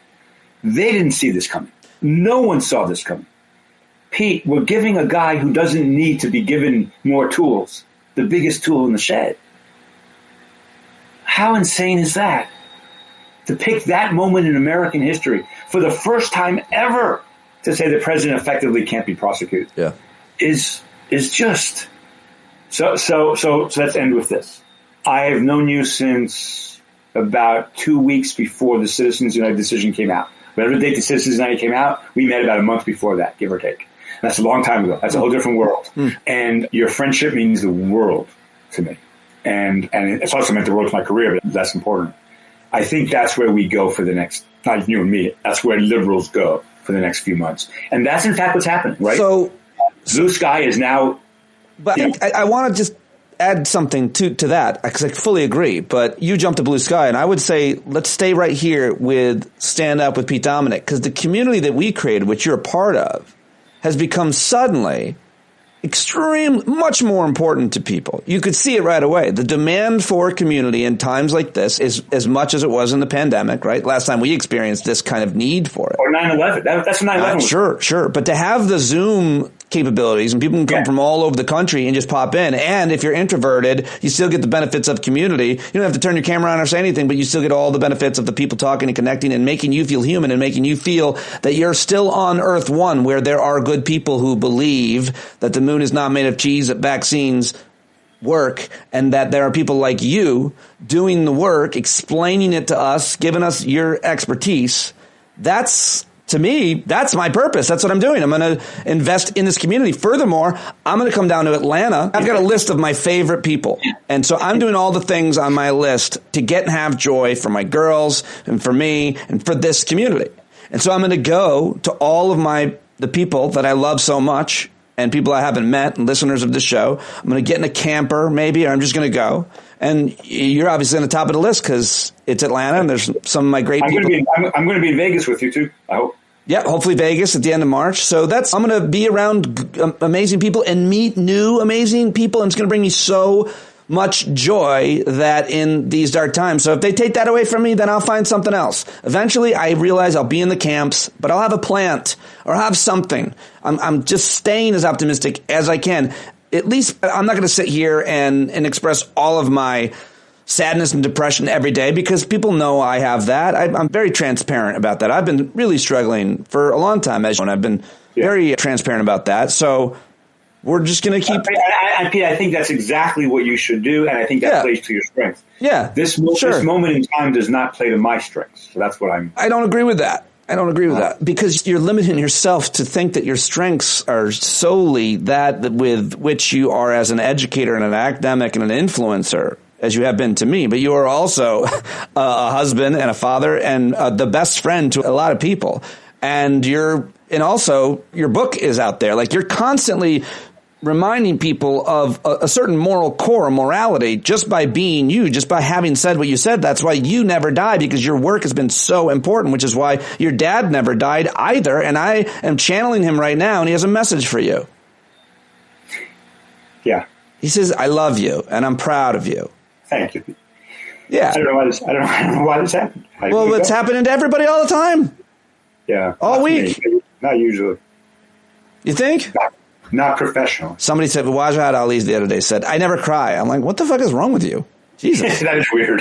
Who the hell? I agree. I like you. You better cry, man. You're going to blow up. You're just going to flame out. You're going to turn into the Human Torch. Cry. That's what those tear ducts are for. That's what emotions are for. Good. The whole range of emotions. Let's have them all. You've always had given them all in the last 45 minutes. Thank you, Pete. Thank you, my friend. All right, buddy. And by the way, it is very important for me personally that you keep doing what you're doing. So keep doing what you're doing. Somebody's got to not professionally, but I get joy out of listening to you, and that's a good. Well, somebody's got to support Lynn and the kids. Thanks, Pete. By the way, that joke doesn't work if Lynn. She loves Eric very much, but she actually does not need a man to support her financially. She makes more than I do, Pete. Yeah, which, by the way, is that's a reflection. I'm 30 more years in my career than her, but that's a reflection. But Lynn doesn't I wasn't even talking about that. There's a woman that doesn't. If she lost all her money today, she'd be perfectly fine. She'd find a new thing. She's so talented and thoughtful. Much better than I would be. Yeah. Much better than I would. Yeah, me too. All right, buddy. I love you. Thank you. Talk to you later. All right. There he goes. Eric Segall. Spin Segall. Go find him on Blue Sky, where I am, and Threads. I'm mostly on Threads and Blue Sky. I'm figuring it out. I hope that you'll come over there. We'll create communities on those platforms as well, right? How do we do that? How do we create a channel where it's just listeners, subscribers, stand-up community members on social media? Who's in charge of that? Kim Nyborg? Tina? Who's taking it out? I'm making assignments for people. All right, so now it's time to get to something very different. Go follow Eric, though. That was wonderful. I'm still there on that. I hope you appreciated that and loved it, and especially that ending. He's such a good friend to me, and I'm going to go see him and my friends in Atlanta soon. But now it's time to get to my friend in D.C., something very different, someone very different. Bill Boyle, Eric Segall, two very different guys, but two very, very intelligent people and very good in my life, good friends, forces who have been there for me many times in many ways. And Bill is a great guy, a great dad, a great partner, a great businessman, and a super curious guy who does a lot of reading about history. He's very well connected. He is constantly talking to people, I think mostly at bars and on the sidewalk. Anyway, so he is also one of our favorite people to talk to. He started as a caller of the old show, and we loved his thoughts on things so much that we made him a guest on the show. He gets nothing out of this but your friendship, your connections, and your follows on social media. So follow him on all of the platforms, Twitter, Blue Sky, Threads, and the rest. Actually, I don't know where he is. I'll have to ask him at the Hangout. He should be there tonight. He said he was going to stop by. I called him yesterday when he was in his car waiting for his son to get out of some kind of, I don't know, he's judo or taekwondo or poetry class. Anyway, great kid, great guy. Let's do it right now with our friend Bill Boyle. Peter. Hey, there he is. What's up, buddy? Ladies and gentlemen, Bill Boyle. You've been requested, you've been summoned by a couple listeners. Like, I want to know what Bill thinks. Yeah, I'm not sure they do, but okay. Are you pessimistic about the future of America? I am. Someone described it to me today perfectly. America has decided not just to touch the hot stove, but to embrace it tightly. And America's about to get very badly burned. Yeah. And I think as this person who is a longtime DC political person, lobbyist, worked in the Hill, worked in the White House, etc., said to me, she said, this is not this, how did she put it? This needs to be cauterized before people stop it. And by cauterized, she means it needs to be burnt to a crisp. In the sense of like you cauterize a bleeding wound. So what I'm hearing is you need painful. It's going to be ugly and it's going to leave scars. You need a pandemic. No, you need the government of the country to be such an absolute pile of shit when these guys are done with it that everyday people are suffering badly and decide to go back in the direction of a normative democracy. Yeah, that's what I meant by panic, meaning it's got to get bad. Like, I'm seeing smart people openly just admitting, I hope they get the House and the Senate.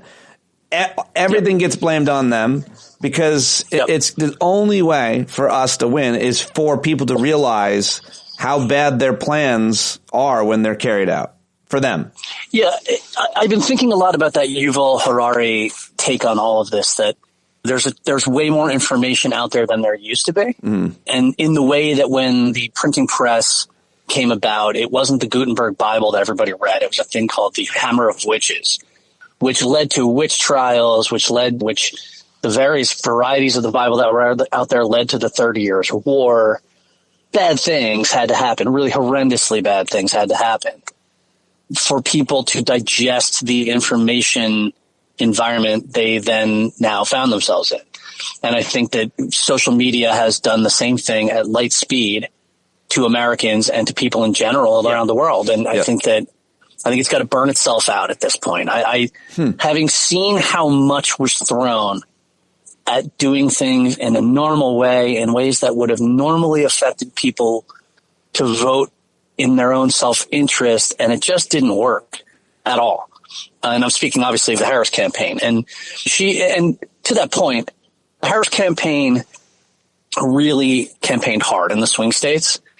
They pushed a national Republican lean of something like 5.5 to 6 points back by 4 points and change. Like they really did. That campaign really actually kept Trump from getting a 1980 style Reagan blowout in this election. With $1 billion, a decent candidate, and doing every possible thing you could possibly do, and they just and 100 days to do, and 100 days to do it. And but I'm not sure more time would have helped. Fair enough. I think that, but when you look at it, that was the effort it took to not let it become a blowout. When I was telling you before the election that I would rather be her, I was hearing from a lot of people who saw things that were happening that looked good, and that in a normal environment would have been enough. And it's clear now that whatever existed pre-2016 does not exist anymore. That we're in a different stage, in a different information environment, which has led to a different political environment. where a lot of people have bad information that they're unwilling to challenge in their own heads because they haven't had to pay for it yet. And now they're going to have to pay, and it's going to hurt, and it's going to be real bad for a lot of people. And as we see right now with Matt Gaetz being nominated for Attorney General, with Tulsi Gabbard being nominated for Director of National Intelligence, there's just a horrendous train rolling down the tracks of people. And I'm sorry, you dumb bastards who voted for him, but you're going to get hurt just as much as people like me are. So what do you think of the conventional wisdom? The analysis is that take on any of them that you want, a few of them at least, that you're hearing smart people in media that are political experts, political scientists making about why he won or why she lost. And let me just start. When people say that it was because she's a woman or a black woman and we're just too misogynist or racist, a lot of well-meaning, very smart liberals are making other points that it's about a lot of other things. And people aren't thinking about women and black folks at all when they went to vote. They were thinking about the price of things, et cetera. Trans kids, immigrants, whatever, undocumented people. Yeah, I think let me just finish because I'm asking. Let me just finish because I'm asking everybody this question. I don't know. This is the way I think. I think one way of being racist and sexist is not caring about them at all. I go and I vote thinking of them and always thinking of people who have less than I do or are more in danger or have less opportunity. I go and I think about them. And if you don't think about women and if you don't think about people of color, I think that they, and neither of them are here, it's just me and you talking, but that's why it's important. I think that they perceive that as, yeah, you don't care about me. That's a problem. It's a problem that you don't care about me, and I could describe it as being racist or sexist. If you don't care about women, if you don't care about black people because you care about these other things, you're still not caring about them. So I wonder what you think about that and if it's just stupid. If you think that's just easily dismissed and if I'm just wrong. I think that you're speaking from your experience and knowledge, right? You have a lot more knowledge about politics than most people do, and your experience is to have a heightened awareness of those things. No, I'm only experiencing it from my personal life. I'm always thinking, not about politics. I think about, they're in my life. They're intimate. If I'm in a room and someone says this or that, you're the same way. You're going to say something like, that's not cool. No, I get it. But you're talking about your personal experience and relating it to the national vote and how people behaved in this election. No, I'm talking, what I'm saying is I'm speaking for black folks and women when they say it's racist and people, it's not racist. I'm saying, no, you're dismissing my humanity. You're not thinking about me at all. And that is, in fact, racist. It's a way of thinking about it. It's not caring about the plight of, in this case, black people and women in the United States of America, given our history. I guess you could plead ignorance to all of it. Right. I think that people don't think any of this through.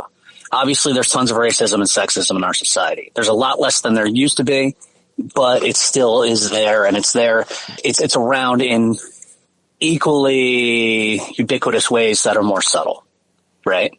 You can't get away in most of America yelling the N-word at somebody very easily, but you can refuse to make a cake for a gay couple and get away with it, right? Like, all of that still exists and is still in our society, and just more subtle, more. Well, I don't know. You can refuse. You can make it illegal to teach African American history. You can make it illegal for black people to vote. That's a good example. You can make it harder for black people to vote by gutting the Voting Rights Act. That's the most racist thing that we've done in recent history is gutting the Voting Rights Act and then it's the passing difference new laws. Between hosing people down on the Pass Bridge. Sure. Versus changing laws, right? So I'm not saying it doesn't exist. I'm saying it's there. It's just more subtle. It's less in your face. But I don't think that's what happened in this election. I don't think this was an election about race acceptance in the big way. Undocumented people. It's a subtle. And wokeism is race. Wokeism is anti-black. It's I don't like black people. It's also anti-liberal too, though. It's anti-educated. It's anti-trans. It's anti-gay. It's anti-language. It's anti-pronouns. It's anti-metropolitan. It's anti-sophistication. Mm-hmm. It's anti-anybody who doesn't think basically. And look, but it's mostly anti-black. But it's mostly anti-black. It's a black word. I don't think it is. Okay. I honestly don't. I think it's equally that, but I think it's a lot of other things. I think all the black people think it is, but I won't speak for them. They can all tell me I'm wrong. It's reactionary. Just make it that simple. It's reactionary. It's, hey, black people came up with the word woke. All of us don't like it. I think that means you don't like us is not a long way to go. Their word. Fair, but I don't think that's the primary thing that happened in this election. Fair enough. Okay, go ahead. I think what happened in this election is that the information environment basically sets everyone up to get these, and I'm stealing a little bit from Scott Swisher here. Galloway, sorry. Everyone gets these little hits of dopamine that basically tell them that whatever their priors are good, whatever their resentments are justified, and whoever they are is right and everything else is wrong.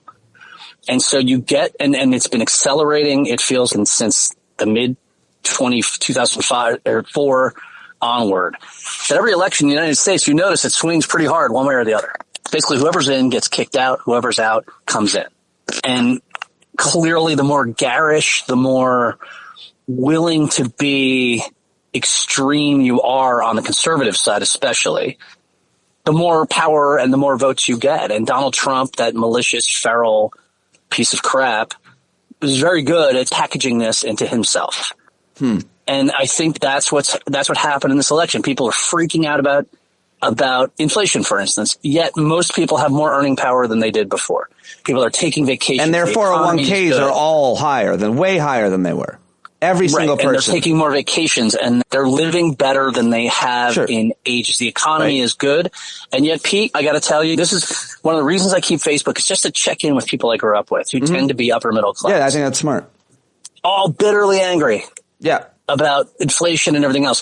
And for the last year, I would post every couple of days something like, oh, look at this chart for crime in D.C. Crime in D.C. has dropped 30% this year. Nobody believes. They get mad at me for posting it, literally mad at me for posting good news. I would post that inflation was dropping, and or look at earning power, particularly in the lower end, is going up. People literally would get angry at me for posting that. The point you're making is about how people feel, in this case, about the economy and the price of things. The point why they feel that way. Why they feel I'm sorry? I was going to just wait to say why they feel that way, because you would add to it that people in the safest communities in the country, including mine, are afraid of crime, even though they have never been a victim of crime, and nobody they know in our town has been a victim of crime. They can't talk about a neighbor whose house was even broken into, much less was a victim of violent crime, but they feel that crime is up. So they feel that crime is up. They feel that the economy is bad. They don't feel that the economy has gotten much better, even though everything has gotten better, including if they have any investments at all, much less the price of the gas at the pump. So why do they feel that way? They feel that way because they're told by the people they trust, starting with Trump and all of his minions in right-wing media, that's what's happening. Even though it's not happening. I think that reverses it. Sorry? People want to be, what's the word I'm looking for? Not ratified, but they want to be justified. They want to have someone tell them they're right. That comes from social media first. Trump and his ilk are an outgrowth of that. They didn't create it. They just realized you could monetize it and turn it into political power. And that's what this is. Because this election, when you look at all the fundamentals, you look at basically everything, it's absolutely bananas that Democrats lost. They got us. We got out of COVID, avoided a recession. Everyone's making more money. The state of the crime is dropping. Like, you can just list one thing after another that's going well. Housing is still up for a lot of people. People are angry, incredibly angry. Housing is up for certain people in certain states like Nevada. Sure. Okay. So one thing is up. They could afford. That's one thing. They could afford their apartment or a house, but when Trump was president, and now they can't. But you have to cherry pick the bad. Yes, things. For sure. There are so many good things, and everyone's cherry picking. And this, by the way, is exactly what Yuval Harari likes to point out. There is a ton more information. The problem is the quality of the information sucks.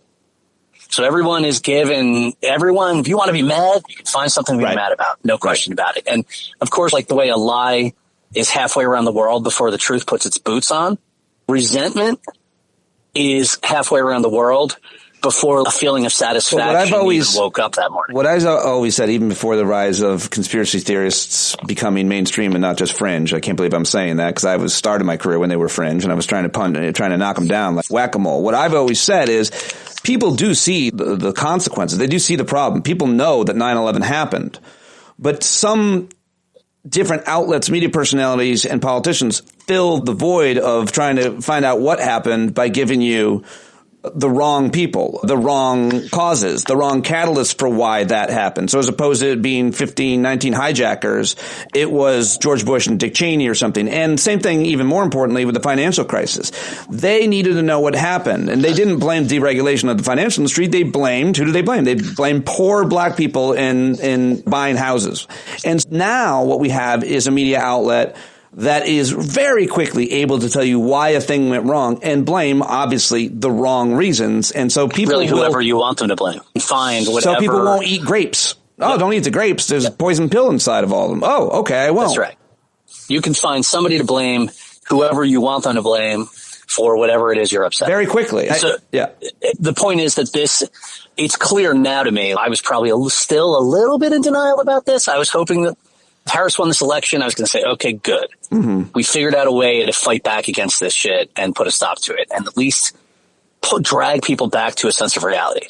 Clearly that's not the case. And clearly we're going to get an administration that is going to, I don't know if you're aware that Matt Gaetz got nominated for Attorney General. Even worse. Did you hear who he pointed to the ATF? ATF, I did not know, no. Yeah, it's instead of an actual executive, an actual person, he's appointed an AR-15 made of tobacco.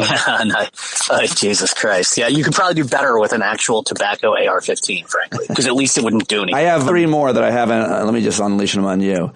Yeah, I just heard that the new Secretary of the Army is Mike Lindell, the MyPillow guy. Wow. Don't tempt them. Head of FDA? Not actually. RFK Jr. is going to be Theo Von, whatever that kid's name is. I can't think. All right, I'm out. I never gave you the chance to answer the initial question. I gave you my idea about why people voted in terms of my interpretation of racism, sexism, a little different than it being overtly I'm against those people and more being I don't care about those people. And that's what I'm hearing from those people. But now, so what do you think of the conventional wisdom being rolled out as to why she lost and he won? Anything you want. That's right or wrong? And you brought Brian Boyle on first. Because of you. Yeah, Trump's share of the voters is now down below 50%. I don't even know if people realize that. And the exit polls that showed her getting vastly lower votes than he did are not He right. might not win the popular vote? He didn't win the popular vote. He did not win the popular vote? He beat her in the popular vote. He did not win a majority of the popular vote. So he's going to end up at 49.1 or 49.4. And she's going to be at 48 point something. He's going to have won the national vote against Harris by about 1.3%. So the conventional wisdom that they have some grand mandate is wrong. The conventional wisdom that she lost crazy amounts of votes relative to Biden is also wrong. She probably came in 3 to 4 million lower at most. The issue that happened is a lot of low propensity voters showed up who did not in the past, and Trump got 4 or 5 more million of those votes. So the sort of conventional wisdom that this was some Reagan-esque blowout is completely wrong. And liberals are doing themselves a huge disservice by not immediately pointing that out and making that a big deal. The conventional wisdom that her campaign was all screwed up is wrong as hell, completely wrong. They did some things badly. They did most things quite well. And they were running in an environment that was leaning 6 points towards the Republicans. Now, if you come into a race and the country has gone 6 points to the right and you drag it back to 1.5 points to the right, you've actually done a pretty fucking amazing job. That, of course, she'll never get credit for that. Losers don't get any credit. But it did an important thing in that it did not allow him to get a 45 state blowout or a 48 state blowout. And that's a big deal. None of that feels good for anybody right now, but that does matter down the road, because what it means is that reversing this election, the midterm elections, are going to be much better for Democrats, and it's going to be a much closer starting point than anyone realizes. And I think it's quite possible that almost certain the Democrats take the House back if we have fairer votes in 2026. Has it been decided that the Republicans won the House, right? They did. Their voting margin is going to be 5, 6 votes at most. And Trump is pulling people out of the House, which means that they're going to be out of the House until there's a special election, which means you're going to have maybe a 1 or 2 seat majority at some points. So the House is going to be locked up, and the Senate you're going to have Republicans in the Senate with some real agita about some of these picks. Trump is going to try to figure out a way to fuck over the Senate and just make recess appointments for all these clowns that he brought in. Yeah. And I hope people understand, like, putting Matt Gaetz in the Attorney General's office means that you basically want to cheat on every single election. Right? And that's what that means. You want to have show trials against your opponents. That's what that means. This is not, this is not going to be a soft version keep saying, of... it's only been news for a couple hours, but the show trials thing, that's what Benghazi was. We've been there. They did that when Obama was president. This is different. When Obama was president, okay, because that was the Republican House investigating it, and this would be the Department of Justice investigating. Yes. And they have the power. They're going to try to ruin people financially. Got it. By investigating the shit out of them. Before you speculate and doom and gloom, which is totally fair, I just talked to Eric Segall about Gaetz at AG or a bag of coal at EPA or any of that, which I have so many thoughts about it, only because Trump always ends up breaking up with people, and it's going to be really interesting when he breaks up with Elon, much less Matt Gaetz. Yep. Before we get to all that, is there any other voting demographic statistic, argument, or thing that we've seen? It'll be all these. Information is going to be a lot more accurate soon. We still don't have the results. I guess it's mostly based on exit polls. But is there any other thing that you want to mention? Yeah, you can look at my Twitter feed that Harris didn't lose the actual hard data coming out versus the exit data is going to show that Harris didn't lose the Latino vote by nearly as much as people thought she did. Like the margin of the decline from Biden to Harris is going to be a lot smaller than people realize.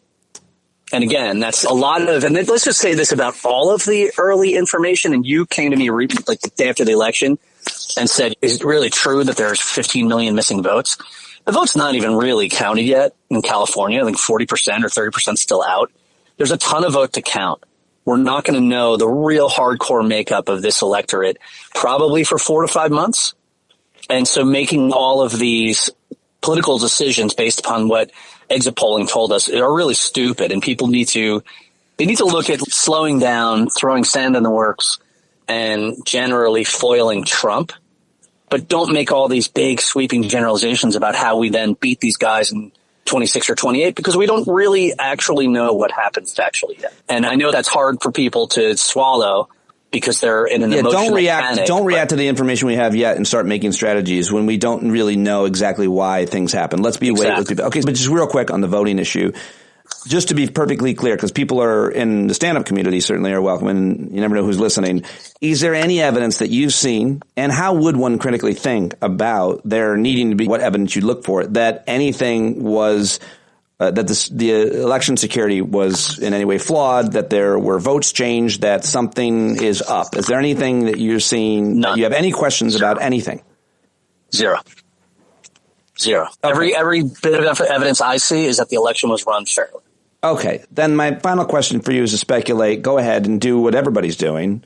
What does Matt Gaetz as Attorney General mean? What does Trump as president post the Supreme Court's decision on immunity, making him a king? He can do anything he wants mean. What does it mean that the Supreme Court might not even matter? They might never even get to the Supreme Court. What does it mean that any of these things that are happening, these developments, and how do we look to the past? He was already president, and this happened or that happened, and should we? Because it's different now that he's got sycophants and loyalists, and he can go against the administrative state and replace career people in, say, any agency, people who listen to the show that that have had cigars and drinks with, that he can replace anybody he wants. It seems hard or inaccurate to look at the past, given how much more power he has now based on everything I just said. Yeah, the bottom line is this. He is going to try to become dictator on day one. And we're not talking Joseph Stalin. This is a thing where people go, oh, he's a fascist. You must be into Nazis, and that's ridiculous. When I say dictator on day one, I'm not talking about Stalin either. But what he's going to try to do is burst all of the institutional bonds that restrict him from doing what he wants to do.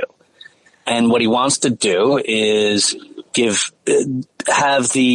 for his friends and himself everything, and for his enemies the law, right? He will use the apparatus of the DOJ and of the state to punish people. He will have Hillary Clinton indicted, and he'll make a show of threatening to indict people to try to get them to publicly kiss the ring.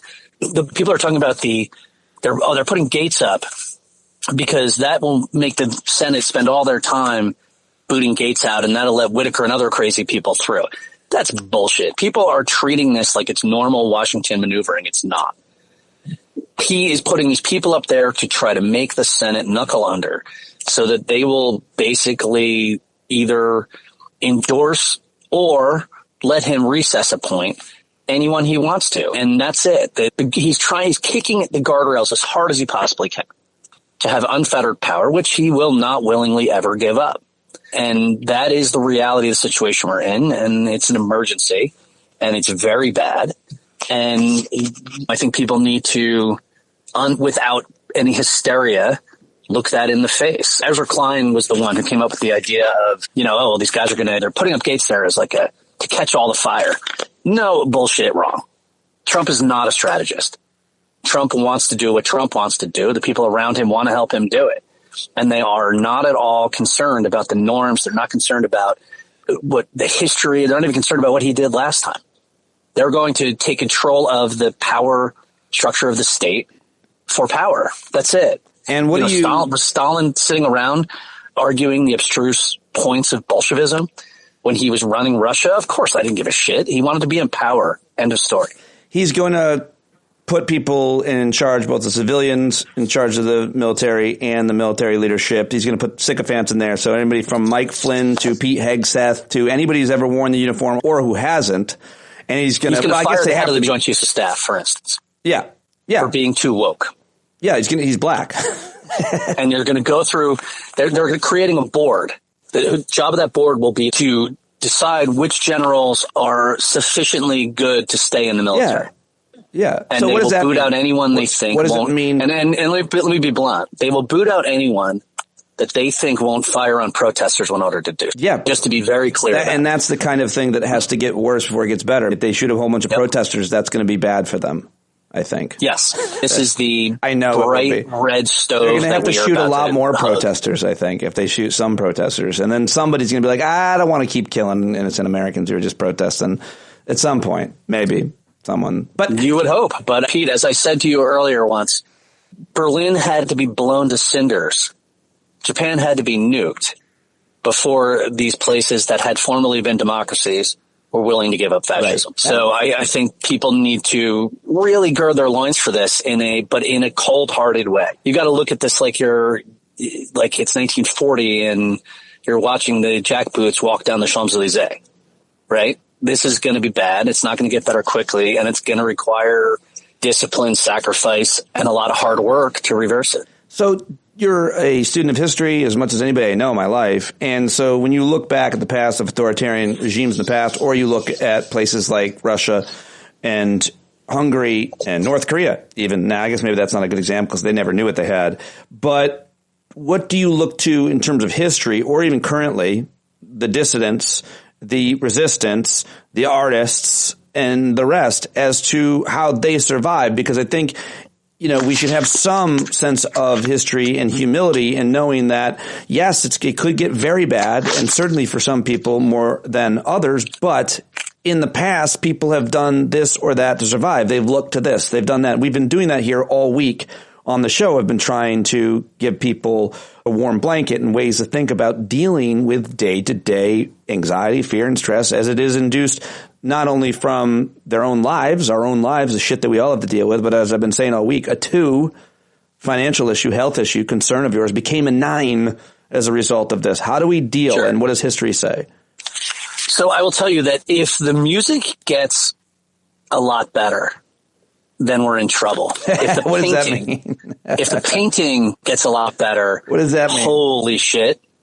And then if the poetry becomes something that people whisper about and talk about in cafes, we're in fucking 1930s Russia. Okay. That's in my internal, I've never heard this from anybody. This is my own internal thing. In the 1970s, we lived in a really fucking shitty environment. We had the best music in the world. And this early Soviet Union, before it really clamped down, the painting was amazing. And the 90s, things were good and we got Vanilla Ice. Yeah, Vanilla and Weimar and the late Weimar, things were going bad. The painting was awesome. And the design. And of course, in Stalinist Russia, in the middle of the pogroms, like Anna Akhmatova was writing the most amazing poetry. So I would tell people you can judge how bad things are by which sector of art how deeply the really amazing art has penetrated into things. Yeah. I would say that what people need to do is what they've always done. Not all art and music comes from pain, though. Come on. I got to tell you, the last 10 years, we've had very little pain and the music's been fucking terrible. Yeah, no, fair enough. I would say that people just need to keep doing what they've always done. Everybody doesn't need to be a hero. Everyone doesn't need to buy a gun. Everyone doesn't need to be out in the streets putting themselves in front of the barrels of the militia rifles, right? You need to do all the basic, decent things you've always done. You need to speak up when you can. You need to organize when you can. You need to not be fucking intimidated by these people. You need to, in your personal life, hard to be, buddy. Don't accept what you wouldn't have accepted before. Easier said than done. They're fucking calling me up. When it's possible, you know, not everyone needs to be a hero every day, right? And by the way, you've thrown yourself on TV and been quite upfront about it, and I loved it. I never watched you on TV, and I went back and found those, and I thought, nice. That defiance in defeat is huge. That the willingness to point out how fucked up it is and how bad it's going to be, so that when it does get bad, you say, hey guys, I told you. You need to listen to the people who warned you about this. The ability, by the way, to wait for circumstances to swing back your way is important. Right? How do you do that? This is not the end. There never is the end. That you wait until circumstances get better to pick the fight back up if that's what it comes to.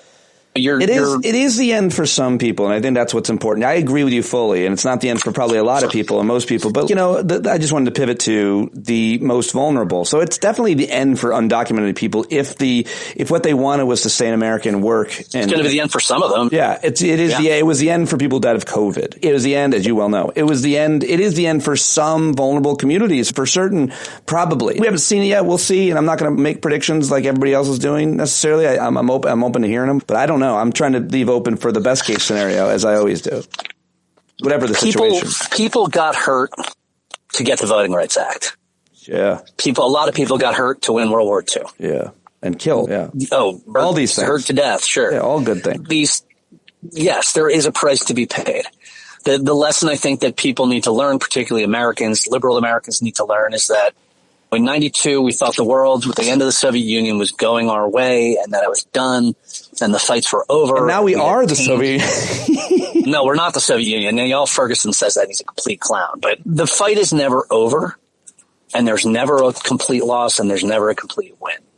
And folks, we had a really great 30-year run, 25-year run that is really anomalous in history. Really anomalous.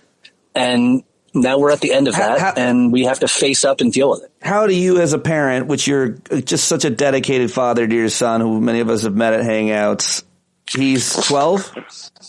12. How do you tell you? He's a smart. You guys are so close. He talks. He knows what's going on, I think. How do you talk to him, and how do you think about his future? Or do you? I try not to think about my daughter's future because it doesn't serve me very well. I just try to advocate for it.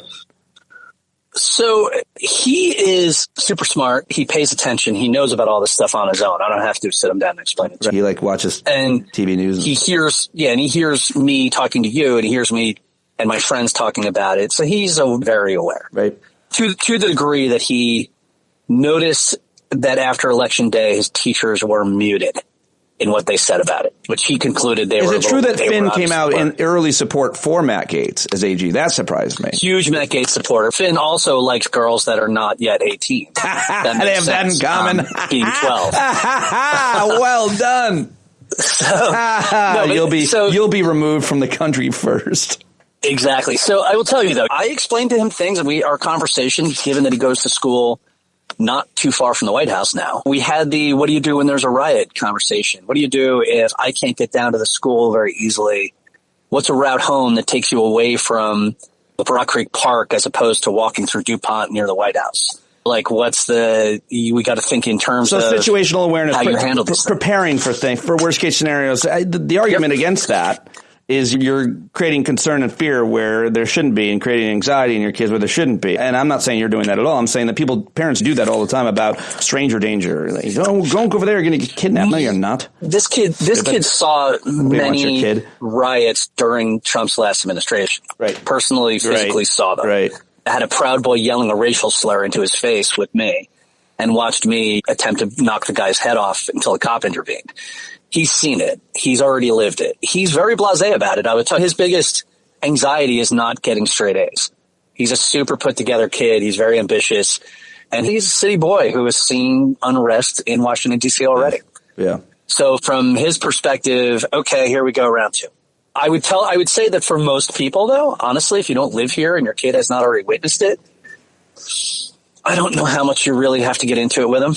I think that the key you have to do is make sure your kid does not become like them. Don't let your kid pick up the cultural cues of Trumpism. Yeah, instead of preparing your kid and day to day telling your kid about the news and what's happening and making them more anxious about things they really can't control, the best thing you can do as a parent is A, role model, and B, have conversations about them being good people so they don't end up. That's right. Yeah, great advice. That's right. I'm going to end there. That's a good note. Okay, brother. We will stay in touch, and we will see what happens. Is there any chance you'll make our Thursday night hangout tonight? That would be tonight. I'm airing this on Thursday. Okay, cool. I will do my best to be there. I'm quite likely to come. Okay, great. We hope to see you. We always love when you're there. And as I always say these days, bella ciao. That's right. And that means? It means beautiful goodbye. It's an Italian partisan anthem. Thank you. I recommend the Tom Waits version, personally. Thank you very much. I'll go listen. All right, buddy. All right, buddy. All right, there you go. Bella ciao, Boyle. Bella ciao, everybody. That's the end of the show. John Carroll writes the music, and he performs it, and he is an Emmy Award-winning singer-songwriter, former founding member of the Starlight Vocal Band. That's right. That's who he is. In case you're new to the show, you also get the Bumblebee moniker and name if you listened this far all the way into the show, which is almost 2 hours today. Hopefully you appreciated that. I put a lot into it. Thank you for all of you who have upgraded your subscriptions from $5 or more to something more significant. It means a lot, all of it.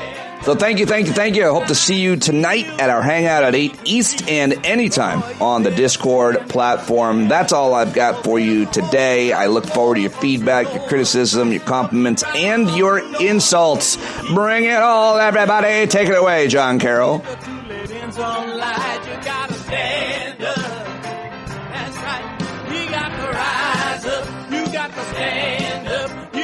The devil straight in the eye. We got to let him know it's his turn to go. See it clear and all you hear is a lie. So get up off of your butt, get down off of your fence. Even if it ain't a very friendly audience, well, they'll begin to listen when you start making sense. And you stand up, stand up. No need to point your rifle to defend your town. Just stand up. They can't deny you what you're laying down. Boy, you better stand up. Stand up.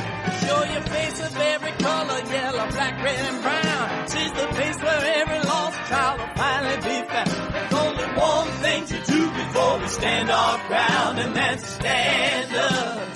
Stand up. Well, the founding fathers saw a land for all. They had to stand up. They had to stand up. They had a keen imagination for a crystal ball, drawing all the plans of stand up. But all they had to go on was the time they were in, with other causes for laws, and since they weren't even sin, they knew that change was gonna come before the change would begin. They had to stand up. All right, they had to stand up. We got to stand up. We got to look the devil square in the eye. We gotta let him know it's his time to go, and make it clear when all we hear is a lie. Why you lying awake wondering where the money all went? It'll be the cost of freedom that'll go unspent. You can see him flee the scene of that experiment if you stand up. Alright, we got to speak up, we got to reach up, and raise your voice in every way you know how. Don't be toes up, you got to show up. Ain't no better time to do it but now. No need to pledge allegiance to no wanton tribe. Rise up and show obedience to the voice inside. And listen well and it'll tell you not to run and hide. It says stand up